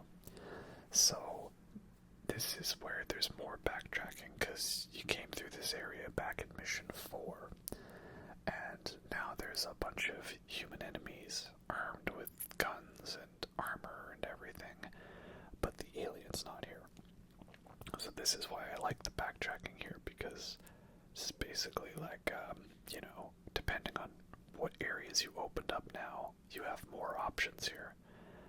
And unfortunately I got spotted and this guy decided to take no prisoners, so I was trying to pull out my stun baton, but I thought, okay, no, wrench is good enough. But again, I didn't kill him, I just knocked him out. So now they're all hunting for me, so I'm just going to go off over here. And I wanted to show you this little cool part in here. If you go through some of the vents that you couldn't get through before because you didn't have the ion torch, you come to this area here and find an audio log from Axel. I guess this was a spot where he was hiding out originally. And he mentions that he well, he doesn't mention that the Torrens is on his way, but that if there is a chance that, he can get there, that almost worked for him. He did find us. But he also found Stu, and there's another blueprint in here as well. And you can also see I'm still maxing out on all my items, right? So here, just sneaking by the guys a little more. And the thing I wanted to show you was that there's a way you could do this without killing any humans. And well, how do we get rid of them? Well, first off, I like how with one flare I managed to pull like at least 3 or 4 of them. It looks like a goddamn town meeting. And then just as I was getting away, they kind of spotted me. Like, oh dear, no. Youch. Run, run, run, run, run, run, run, run, run, run, run, run, run, run, run, run, run, run, run, run. So, you get down to this computer here. This wasn't available originally. And if you hack it, there's a door just over there, upwards. And that door has a super working Joe behind it, like one of the ones with the hazmat suits. So that opens up, and once, of course, you do the whole, utility folder, right? And now he's just gonna go ham on all the guards here. Oh, hi, dude. You can't see me, can you? So now, you can't hear it, but basically all the guards are like freaking out over the working Joe, and he's just going to town, murdering them all. So, if you're trying to pacifist this segment, that's what you should do, because he'll clear the way for you. Ricardo's up here as my eyes in the sky. So we need to get the coordinates for the torrents, manually align the dish, and then we can bypass the comms, I guess. What does this say? No, the uplink was damaged. We can't align the dish. What about the colony transmitters? So one more sneaking section later, and here we are on our way to the observatory. This section here, it's a whole lot of more button switching, lever pressing things, and all that stuff. But I like it because I like seeing the environments, and I like seeing the tech, the look of everything, and, oh, hey, how are you? Oh, youch, never mind. Oh, do you have goodies for me? Any goodies, please? Sir, I want your goodies. Oh, never mind. I'm carrying too much, I don't need any more goodies. So just up top here, we use the tracking system to find the torrents. And, I don't know what it is. It's like you press the button, press up, and then press X to confirm here. Odd little things, but again, I like the look of all these little more in-depth of parts of these next parts, and use the left analog stick, control docking, press X to engage. Yeah, obviously this is the the PS4 version of the game. I actually played it on PS3 when it came out because I didn't have a PS4 at the time, and it lagged in parts when there was lots of enemies on screen, but I still got the general experience of it, so I'd say it worked out, and now this is the PS4 version I played, because I'm, a console peasant. Well then, commence deep space scan. So, yeah, this is definitely a long, slow, boring segment, but that's because this is the breather after you just had, big explosions and stuff from the Anisadora. And also, it's a breather because after this, then the rest of the game is just non-stop, in-your-face action intensity. No breathers, no remorse, right? So we're gonna head on down now, this very long, slow elevator. Over there, that was the other comms area where we were before, with a couple human enemies. Nothing too special. I just wanted to point out some of these posters here, Our synthetics are built, not created. Seeks and tomorrow together. And then the little lore explanation for the motion tracker. And here we are, another really slow animation of putting on our spacesuit. And again, why do we have to watch this animation every time? Why is it like that way? Well, you'll see later. It's a surprise tool that will help us later. So yeah, we got our suit. Let's get on out there. Let's go for a good old spacewalk, shall we? And again, another thing that people would like to complain about is this segment. But I mean, come on, look at this gorgeous view ahead. Am I right? Ain't that pretty? No little debris effects and all that. Like, it's oddly terrifying and yet oddly relaxing at the same time. It's just nothingness and the chill sounds of space out here, all by our own lonesome. And I think the game knows that you're safe, because obviously you can't do anything now, so it's not like they throw an alien at you and, oh, look at that, there goes another one. So yeah, it's I guess tedious if you're speedrunning the game, or you're playing for a Twitch audience that wants to see you jump when something jumps out at you. But for the immersion of working around on a dish and the last sort of brief respite before the insane ending stretch, I'd say that I enjoy this bit. And of course, it doesn't let you go the slow way around, right? So, now that we've powered up the dish, we gotta manually align that, and that'll allow us to bypass, using the regular communications, because I guess, if you had to to communicate, you have to line up the dish for, the radio signal, and that requires asking the computer to do those calculations for you, and Apollo's not gonna do that right now. I was wondering, could we not have found some way to shut down Apollo, like HAL 9000 style, disconnect his higher memory functions to allow the key processes that run the ship to continue, disconnecting his higher brain functions? I don't know exactly, but oh well, it lets us do cool outside spacewalk stuff with a dish. And you get two, awesome helmet moments, the one where you're on the planet and the one where you're outside on the spaceship, so that's pretty cool. And here we are firing the base cannon. Initiate phase 1. Power up the base cannon. Fire. Alright, there we go, we're reading them. We're reading for lane, we reached the Torrens. Hooray! So we need to figure out how the hell do we get off this ship, because we can't take the ambulance shuttle for some reason. I don't know, but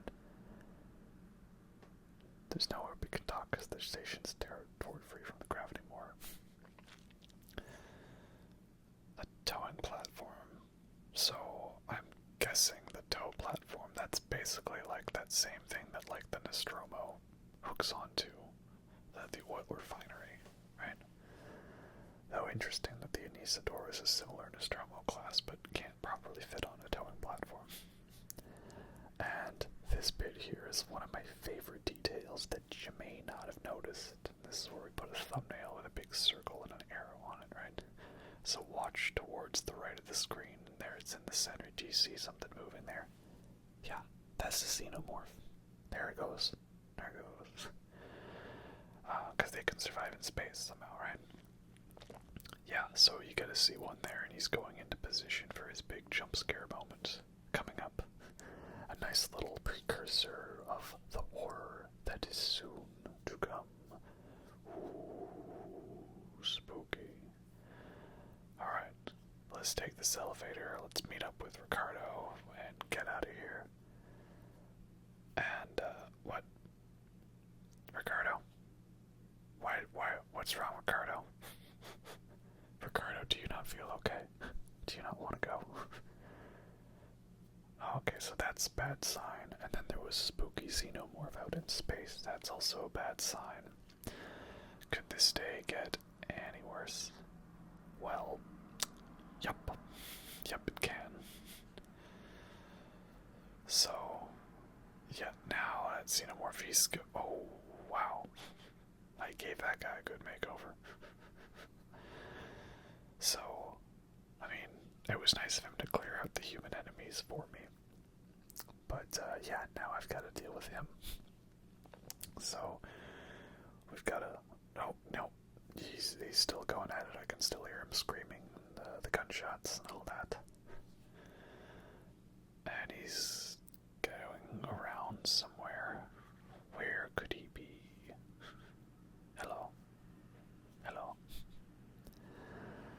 So, yeah, now this again, I've said it before, but we've come to the part. This is the big final action stretch where you're going to need like every single bit of resource that you saved up over the game. How well you played the game throughout is going to determine how this final stretch goes for you. So I thought, alright, here, have another flare. These flares have been working out alright for me so far, I think. He still seems to be infested in him. I'm wondering how, like, these aliens are different from the one that we mainly encountered, but did their skill trees of the AI and the director AI still unlock normally? I don't know. Anyway, so I'm just crouching away, hoping he can't see me, because of course there's this very nice, lengthy hallway. Now, should I chance it? Oh, okay, no, okay, I'm gonna quickly save. That'll be fine, right? And did he see me? Oh dear. Alright, time to bluff him with the flamethrower. I'm like, do I want to risk, pushing the button with him here? And I'm like, no, just quick push the button. Push the button. We're fine, right? Okay, yeah, we're fine. There's one bit where later I tried to do that same tactic. I cut it out, obviously, because it was a death, but that didn't work. He glitched through the doors and stabbed me. Very rude, very, very rude. So there's a cool detail here. You can see him show up on the motion tracker, and then if you look, there he is, crawling through the fence. Spooky. Oh, hey, Stumpaton charge. That's nice. Alright, what happened to Ricardo? Are you okay? Oh, no, that's bad. Yeah. Nope, that's it. No chance. And, oh, he's come through the pathway I went through earlier. But he's gone up back into the fence. So, now we need to sneak back downstairs through where we came and, find a way to extend the towing platform. And now there's this song that starts picking up, right? It's like this dun dun dun dun dun dun dun dun dun. Oh, hey dude. Stun baton for you. Oh, wow. Who are you, Neo? That was pretty impressive, I gotta give you that. So this actually was probably the smoothest this stretch ever went for me. Because I just started waltzing through and keeping an eye out to see if he'd jump down and try to eat my face. Because, again, the alien goes into, like, screw you, you die now mode. And he didn't. I actually made it through, like, totally fine. I'm like, wow. I was prepared for it to be this epic duel, and I know I've hyped up this part as, like, the big screw you, you die segment, but, no, it actually went completely fine for me, so, it's not really much content, I know, but, trust me, in the past I've had some difficulties with that section. But keep in mind, I've also done very well throughout my playthrough, so I'm, like, really good for resources and materials. And, now we're here at the bottom of the elevator, and in this room here there's a single human enemy, and the aliens bouncing around in the vents. You can hear them. So you have to find a way to distract the human without luring the alien, and there's like a whole bunch of stuff you need to do here. This is another room where I feel the developers were just saying, screw you guys, you're gonna suffer. So we need to restore power to the tram. To restore power to the tram, we need to get in the office. To get in the office, we need to power up the station. To power up the station, we need to find the key code for the door. To find the key code for the door, we need to get to a computer in here. And to get to the computer in there, you need to use the ion torch, right? It's like a whole bunch of little things like, okay, just simple, do this thing where you just stand in front of the door like a sitting duck, And I found the code, and then I was like, oh dear, he's coming in here now. Thankfully, he rolled a nat 1 on perception, and I just decided, okay, stun baton for you. I don't want to walk away and then you shotgun me in the back. But that's also the trick for you if you aren't doing a no-killing humans run. Use the stun baton. It does count as a kill, but it also counts as a silent kill. Because even if they, do a big death scream, it actually doesn't lure the alien. You see, so far I've gotten away with not drawing his attention at all, so that's pretty good. Again, perhaps it's because I've played this game so many times, but I feel this was also one of the best moments I got for RNG for this segment, because I've had times where I try to distract that human enemy and he instantly shoots at me, then the alien comes down, and then I'm just trying to distract him constantly and running out of flamethrower fuel, and then there's a facehugger. And I also got lucky here, because typically using your flamethrower means that will summon the alien. He hears it. And I guess it's because I had to reload from a save there and open that door that it meant that the alien hadn't fully gone into the area yet, so he didn't come down, so yay. And then the other thing, which I cut out because there wasn't much to it, but you have to wait for a transit car. So again, it makes you wait for the really long transit cars, right? Who knows what could happen. And there's another Nostromo log for you, one from Ash, not voiced by Enel, but oh well, still pretty cool, I guess. And okay, we're just gonna go up through this elevator and it'll all be fine, and yep. Where's Indy Mouse when we need him? Add that to the cursed elevator count. Let's go. Traverse.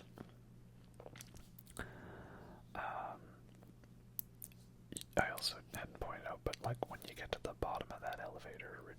there's like a save point right there, but the game actually gives you a save at the beginning of each mission. So like if you start mission 17 and then you die right away, you don't go back to your last save in mission 16.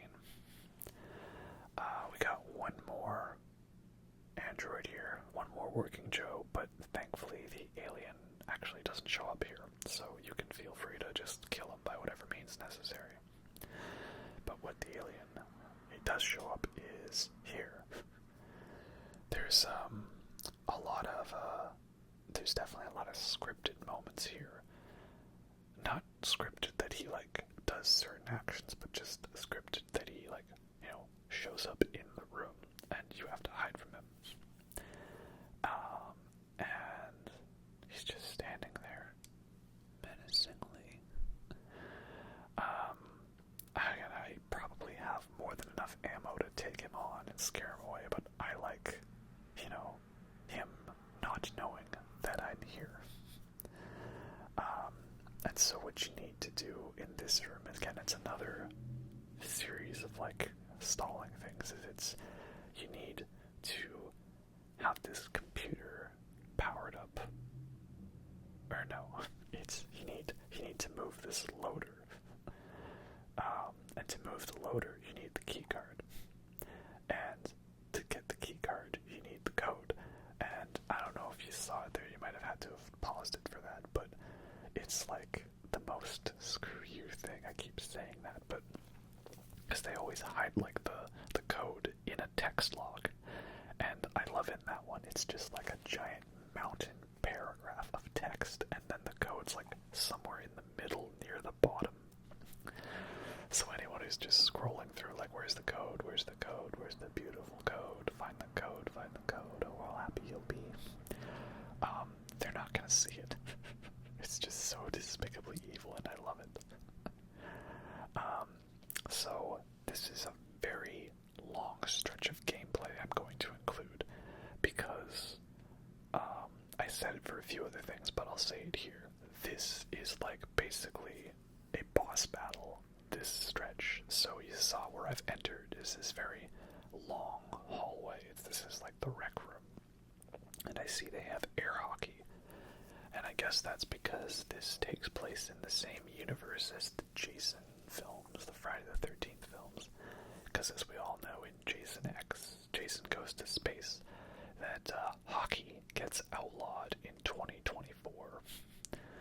So if I am releasing this video in 2021, then that means we've only got 3 years until the Great Canadian Riots. Be warned.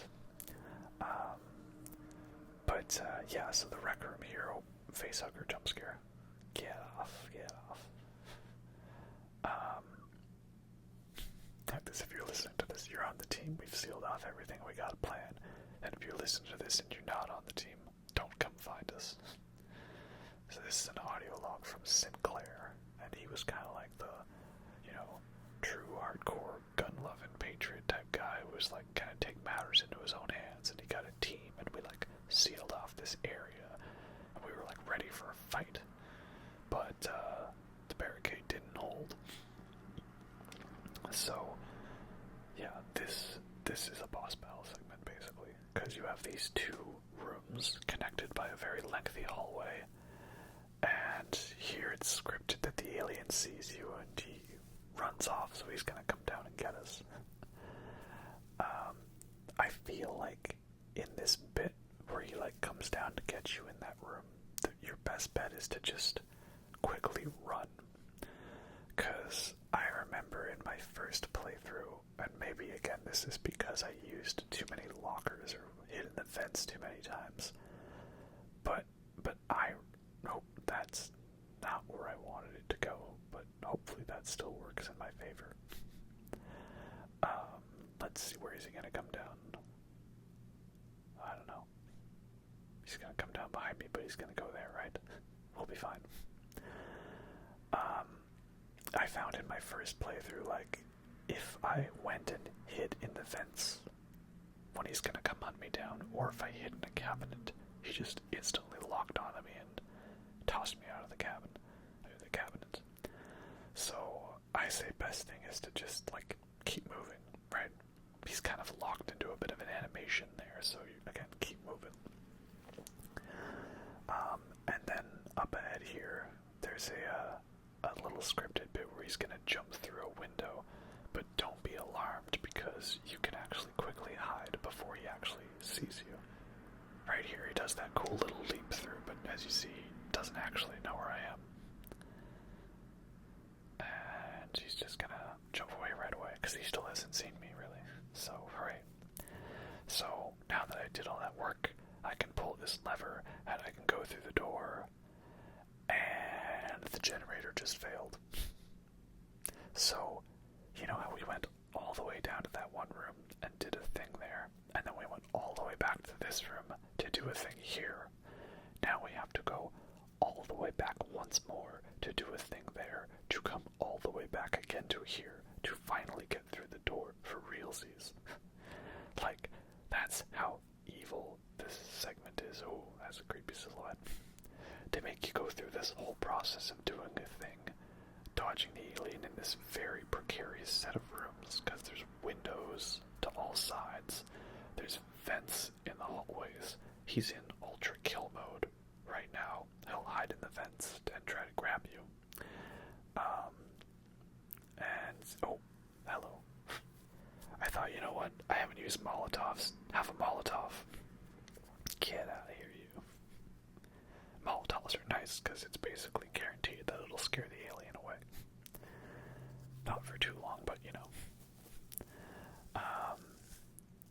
Yeah, and then not only is this a difficult segment with lots of back and forth, but it's also near the end of the game when you're probably running low on resources and you haven't found much to help you out, right? So, yeah, basically every time I play this game, I'm thinking to myself, do I need to use resources here? Or should I save... Oh, have a pipe bomb.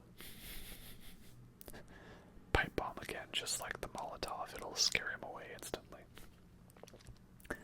But the pipe bombs, I think, are in a way better than Molotovs, because if you're holding out the Molotov, the alien can see the fire from it, so you're going to give yourself away. Whereas pipe bomb is more stealthy. He can't see it. I'm like, is he going to jump down? Oh, yeah, he's jumped down. But again, kind of proving my theory with his line of sight, like he can't actually see me because I'm up against a chest-high object, even if, like, you know, you should be able to see me right now. So again, if you need to do some ring around the rosy, it's actually a lot more safe than you would expect. Just as long as he doesn't, you know, walk too fast. Oh, that tail, those tail physics are majestic. I thought I'd hide from him, see if I don't have to burn through resources. Go on, shoo. Go eat someone else's face. But yeah, I'm thinking, like, can I use a resource now, or should I save it? Oh, there it goes. Should I save it for the Chapter 17 Rec Room section? I don't know, maybe some people don't have trouble with it. I just remember in my first playthrough, I had a lot of trouble with it, and therefore it's something where I always like to be prepared. And again, this is probably the closest thing to a boss battle in this game. Excluding the whole Mission 10 build up to the Project KG 348, whatever it is. Because again, also he's like super aggressive right now, and all of like the AI bits have been like upgraded here. You know, hiding in vents, hiding in cabinets, that won't work anymore now at this point. So, but again, I think it's cool that they did that. You know, they really like went all out. They didn't hold back on the difficulty for this. They didn't hold your hand. And I'm just doing some quick crafting here while I'm safe. Just making sure I've got options, and that way I can actually pick up resources, you know. Like, oh, is he gonna come around the corner? See if I can get away with walking here. Alright. is a very scarily long hallway of nothingness. But yeah, I don't know. Was this section that difficult for you? Or was it as intense? I don't know. I feel it is for me. And, oh dear, I think he's gonna spot me. Well, oh yep, he sees me. Alright. I found the trick as well with the flamethrower is if you do like 3 quick pulses on and off, that helps make it so you'll scare the alien away. The subtitles cut out here because of the online announcer, but basically Sinclair is like, yeah, I screwed up, everyone's death is on me, you know, my wife's dead, my kids are dead, everyone's dead, and I led them all to my death, so, whatever, screw you guys. That was also pretty close, because I've had it where, like, you scare the alien away, and he'll just drop down on your face in the fence, and not the good kind of dropping down on your face, if you know what I mean. But once you get through that last stretch, you're safe. So this, I guess, is another little breather, and you see we're walking through this whole little mall area that we did originally, but now we have the ion torch. Aha, so we can get into these areas that we couldn't before. Always kind of nice, a whole sort of this story ends where it begins sort of thing. Very nice, very nice. And in here we get the final Nostromo log and the EMP version 3. And plenty of flamethrower fuel, so definitely worth your time. Scrap. I gotta admit, I kind of get the chills from this. He's just saying, alright, so, basically, if you think about it, this is the last thing they would have sent before we see the events of Alien. And it's nice how it ties it into Alien Isolation by them acknowledging Sevastopol, right? He just says, alright, nearest relay is Sevastopol, we're about to hit the pods, so we'll see you on the other side when we reach Seoul. And, we all know, what happened from there. But also, I think it's annoying that the one blueprint they put in there was the blueprint for the EMP version 3. Like, I don't know if it's like, if you get a blueprint, and then you reload a save earlier, that you keep the blueprint, But if not, then that's literally the most pointless one, because after this point in the game, there's no more working Joes or human enemies. It's just alien, and the EMP mine's completely useless against the alien, to my knowledge. I've never tried it, I don't want to. So yeah, it's a very odd thing. Yeah, for all the blueprints, why would you put that one there when no one's gonna use it? Maybe it would have been better to put like the pipe bomb upgrade or the Molotov upgrade there, something we're actually going to use against the alien. I don't know, but still the audio log from Dallas is pretty good. So this here is actually the final sort of sneaking around doing things while the alien's nearby room, but I never felt that this was as much of like the big boss fight room, because all you need to do is do the little hacking bits there and activate this computer, right? And the only other challenge is the fake dead body android, which, if you haven't figured it out by now, what are you doing, right? Also, I feel in this room the alien isn't as aggressive. Like, you saw how many times he was jumping down to come and get me in the rec room area, but here I didn't see him at all. I just snuck around. But here's a tip. I'm gonna leave down a little surprise tool for later, shall we say. Little insurance policy. And, you know what? While we're at it, why don't we lay down another little insurance policy, shall we? Yeah, don't forget that you can actually plant pipe bombs and Molotovs as traps. That could be useful. Like, I sometimes, if I'm worried that I'm gonna be like welding a door open and that the alien might get me, I put a Molotov like just behind me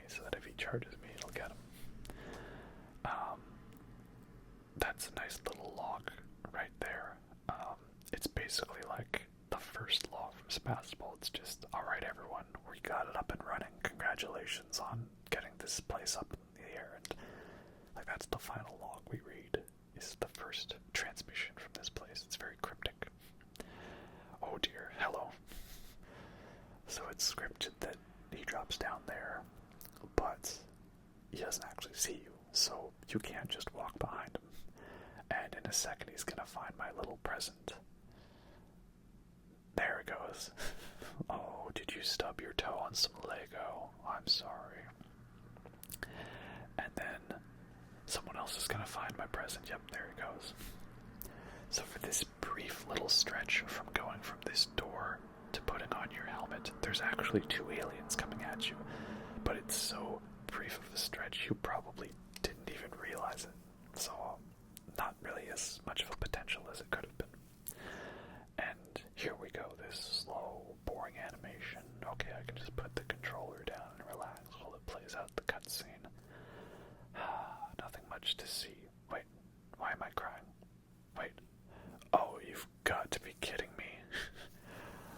I don't want to go to school. Did I die? Did I beat the game? Okay, I hear weird sounds now. Sounds that sound like a facehugger sound. Wait, what's going on? Did I get facehugged? I was not into free hugs, god dang it. No. Okay, here I am, I'm back. So, this is the big theory, did Amanda get impregnated by an alien here? And I would say no. For a couple reasons. One, there's that one unopened egg right there that opens up as soon as you get down. So I'm pretty sure that was meant to be the egg for you. Two, there's a whole bunch of face huggers in this next level. Why are they trying to face hug you? Get out of here with that. Very nice, that's what you do. Und keinen Eier. No eggs. Yeah, just shotgun the unopened eggs, right? Why not? And I've got so much extra ammo now, may as well, right? Yeah, why are facehuggers trying to impregnate you if you've already been impregnated? Like, that's not how it works, right? You can't get double impregnated by the alien, can you? Not to my knowledge. But then again, as of late, the whole way the mechanics work have been a little finicky. Like, I'm probably one of only 7 people that enjoyed Alien Covenant. Or at least didn't make an hour-long video on why it's the worst thing ever. Oh, they're coming from behind. Oh, you almost dodged me. Yeah, that's why you play this game with headphones, so that you can actually tell where the enemies are coming from. Oh, we got a spooky bit coming up here. Okay, 1 alien. And 2 aliens. Oh, jeez, that's bad. So again, they put 2 aliens here, but all you really need to do is have a little patience and they just jump away. So it's a creepy moment, but if you really want to do the proper 2 alien gauntlet challenge, you gotta play the salvage mode DLCs, Safe Haven and Lost Contact. That's one where you actually have 2 lengthy missions and objectives to complete while there are 2 aliens actively hunting you. So if the 2 alien thing didn't live up to the hype in the main game, oh, ow, that hurt. Yeah, this is also the bit where the devs say screw you, Amanda, you're gonna get this shit kicked out of you in every way possible. And now there's rogue trains and Jesus. Yeah, you said it. Just let me make it through. I agree. Yeah, this is also the hardest part, I guess, if you're trying to go for no deaths, because the no dying trophy is actually not that hard. Because, if the alien spots you, it's plenty amount of time for you to pause the game and just reload save. But here, your chances of reloading a save a little less. Also, okay, this is cheap. Literally no sound, and all of a sudden, train. That ain't right. That's not fair. I've always been saying, yeah, in Alien Covenant, like, they make it so, like, the chest burster, like, develops in, like, an hour or so, and then it grows into a full alien in, like, what seems like 20 minutes. But that one was, engineered by David, so it could be a little different. Also, this is probably the scariest part for no deaths, because they throw 2 facehuggers at you, and sometimes the second one, like, gets through the fire because you're too busy flaming the first one. Right? A little annoying. Also, there's 2 that run by there. You don't have to kill them. I just said screw you. But yeah, I don't think Amanda's impregnated. Why would facehuggers still attack you? You know, there was an egg waiting right there for you. Oh, that's bad. Also, I'm pretty sure that the game is again following Alien 1 logic, and Alien 1 logic is like, you wake up and you're good for like a little bit, like a couple minutes maybe. You know, just enough time to wake up, have a chat, get dressed, and have dinner. And I like the effects here. It goes all film grainy on you when you get your head smashed badly. That's cool. Also, I don't know if it matters if you can escape before that egg opens, but I was just like, nah, torching you. Why not? I also didn't know if I needed to use a medkit here, but I remember your health dropping because of the fire, like earlier when we were escaping from the trap. So we got the toe clamps, but now we're being dragged. So we gotta do a spacewalk to fire the explosive bolts. And no, we ain't doing that again. So, was this little stretch a bit tedious in that didn't really change anything? Kinda, sort of, maybe, I guess. But, like, we gotta do a big escape from a nest, and there was, like, explosions and running, so I don't know, and it's not like it was that tedious of a segment. It was a pretty short stretch. I'm okay with it. And it's a nice payoff for them lulling you into the false sense of security with the very slow spacesuit changing animation. But yeah, you think like in original Alien, like Kane, he gets face hugged, he's out for like a while, and then he wakes up, he's fine, then he gets dressed, they go have dinner, and then it bursts out, right? This isn't Aliens Colonial Marines where someone can get face hugged, go off on a giant shooting spree for like 2 hours of gameplay, and then have the chest burster burst out of them, and then they just like rip it out of their chest and strangle it. Like wait, you're telling me that was an option the whole time? Oh, if a chest burster bursts out, like, yeah, I'm gonna die, but I can at least just strangle it when it comes out of me. Like, no. Then, oh, hello. Yeah, you may not have noticed, but there's a whole bunch of aliens chilling in the background waiting for you. That's nice of them to wait for you to do all your switches, but, you know, still spooky. Anyway, so we got the 2 key cards here to open the lock systems to fire the explosive bolts so that we can get free, and oh, that's a great shot, alright? Is that moon in the background, a Brethren moon from Dead Space 3? And yep, here's the one last bit of fan serviciness that we hadn't gotten to yet from the first Alien movie, and that's the self-destruct sequence. I don't know why this is the same self-destruct sequence as for overloading the cooling engines, but yeah. I also wanted to see if I could get away with doing this fun little glitch, and I actually got it to work there. And it's if you like look back and forth fast, you can actually activate 2 of these little switches at the same time. Speedrunners use it. And again, it's also funny to see people who don't really know the first movie wonder why this is a big, slow, drawn-out part. And I'm like, because again, they're just getting you to do the exact self-destruct thing from the movie. Like, anyone who's seen Alien and remembers it, you can remember how tedious that self-destruct mechanism was. Because then she has to go through all those steps of, like, putting it back together, you know, and you're like, oh, come on, you have to do this and all this crazy stuff. Like, Jesus, this is complex.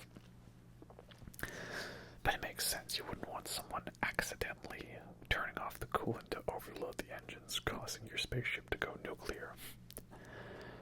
And, oh, that's bad. That's bad. Oh, there's so many of them.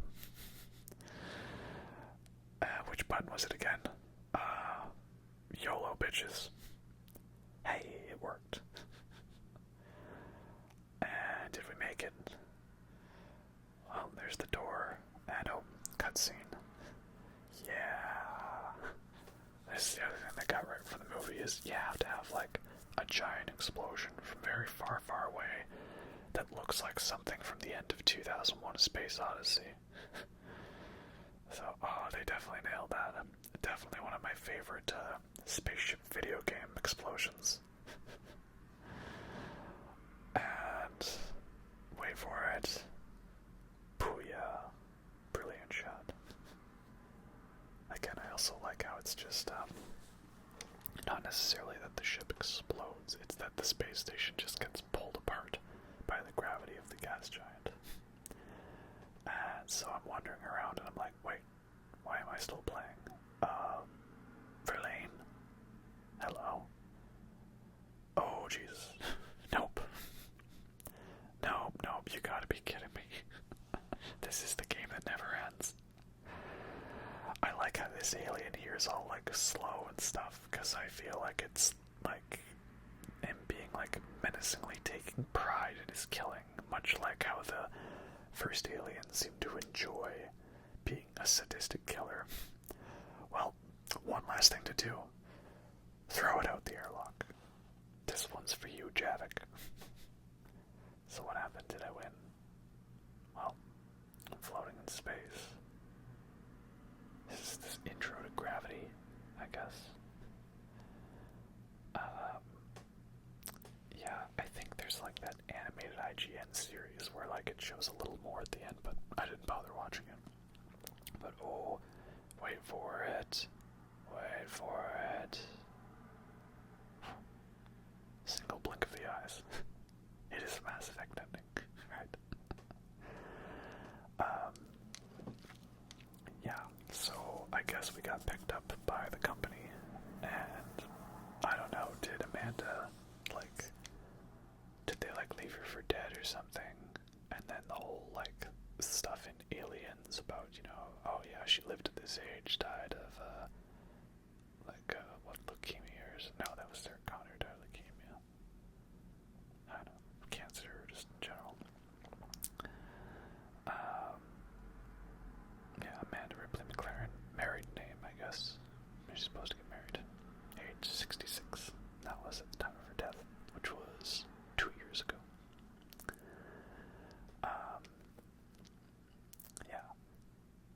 So, you know, according to that, she gets away and she lives off fine, happily ever after, but kind of ends with a bit of a sequel bait thing. Maybe she didn't. You know, maybe it was all a cover-up by the company. But I am also curious as to, like, at this point, like, they don't know that Ripley's alive. Like, they assume she's dead. So why would they go through the trouble of making this big cover-up story? You know, like, oh yeah, just in case she's still alive, we've got all the details prepped. Like, we've got the notes on what we agreed the official story was. Yeah, we got it. Like, drifting out there for 57 years. Blind luck that a deep salvage team found her when they did. Yeah, I don't know. I mean, everyone's hoping for a sequel to this game. I don't know if we really need a sequel, or if we do, I'd want something more like of a spiritual successor, or maybe something that follows like Newt when she's surviving in all that time of the alien outbreak at Hadley's Hope on LV-426, something like that, you know. Heck, if they somehow managed to like do some kind of interesting spin on the Alien 3 prison planet, you know, like just some kind of like alternate universe version of Alien 3, that would work, because Alien 3 has a good setup. There's one alien, and you have no weapons, right? That could be pretty well done. At least I'm probably the only one that would want that.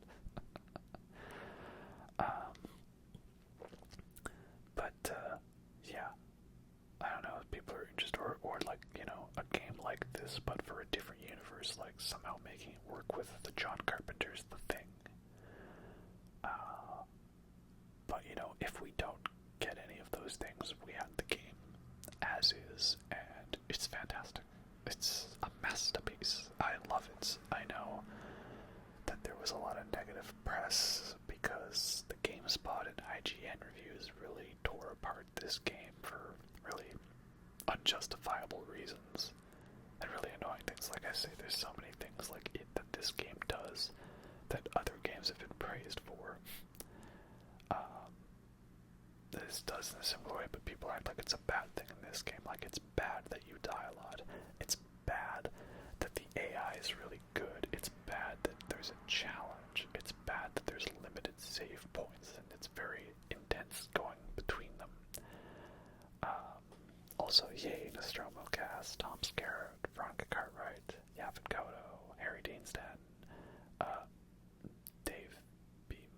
It's fine, and Sigourney Weaver.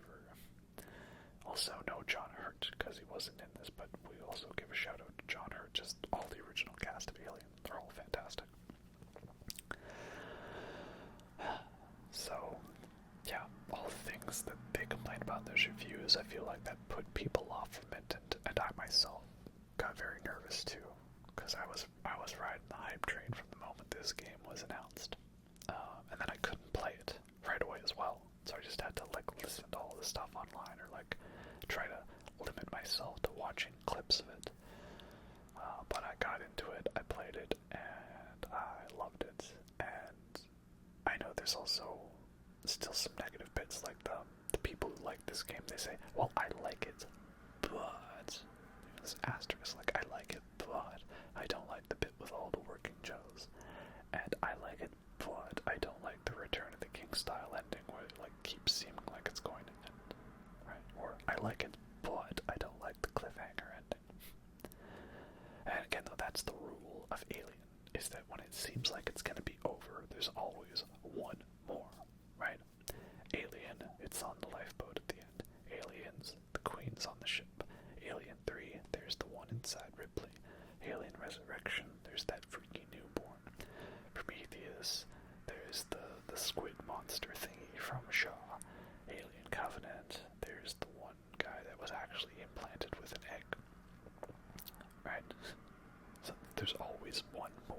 That's just the rule. It's never actually over. So the fact that there is one more on the Torrens, and Verlaine's probably dead, that fits in with me. That makes sense.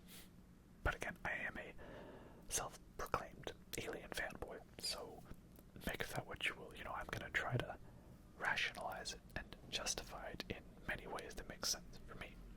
Right? I'll try to admit when there's things I don't like, but for me, none of this stuff in this game ever bothered me. And replaying it just is always fun, because there's a lot of unpredictability in the AI and how it's going to go. So, even if I die a lot and I can't figure things out, I really dig it, So I'm not going to show any footage of the survivor maps or the DLCs or anything, because it is just more of the same. It's just running around environments and getting hunted by the alien and the androids and the facehuggers and the human enemies. So I don't need to show any of that, but I can just say that the survivor maps are very fun. It's fun to be able to just jump into a little mini slice of the game and have a very, arcade-style experience with, scores and times and secondary objectives. And I like how those all tie into characters from the story, right? So they're fun, though in a way I actually find them more difficult than the regular game. Because, the regular game is paced to, spread everything out and give you, resources throughout the game and give you slow parts and easy parts and bits where you get breathers. But, the survivor map is just like, right, here's like 5 tiny little rooms with barely any place to hide that we've specifically arranged in a way to make it challenging. The alien's gonna be here. He already is hunting you because he already knows you're here. Oh, and you might not even have a flamethrower depending on who you started as, so good luck. And then there's also like barely enough resources to craft like a single Molotov. So definitely more of a challenge, I'd say. Which is why I don't even play those modes as much, because sometimes it can be too intense for me. I like the predictability of the story mode and knowing what's going to happen where. You know. Anyway, video's going to end soon, so I should start wrapping it up. Thank you all for watching. I know there were no bosses per se in this video, but after finishing Dead Space and with it have just been October, I wanted to play a spooky game, and I thought, well, you know, I did an old review on Alien Isolation a very long time ago. Now that I've got a nice good capture card and I'm kind of getting the hang of how to do lengthy gameplay videos with an ASMR commentary and just giving me things to ramble about, because that's really this channel. It's just, I want to rant about nerdy stuff, and hopefully somewhere, someone out there will actually care about what I have to say. Right? But yeah, I figured, you know what, now's the time to knock Alien Isolation off the list of my favorite games. So, who knows where we go from here. We did Dead Space, did Alien Isolation, plenty of other games I'd like to do, but it's just obviously a lengthy process to play through the whole game and record all of it, and I don't really get much time to just sit and play games for a while, you know. Anyway, we'll see what happens. I like that there's a special thanks to Terry Rawlings, he worked on the original, and of course extra special thanks to Ridley Scott, J.J. Giger, Dan Abandon, and Ron Shushan. You guys are great. Anyway, hope you all enjoyed that, and I'll catch you next time.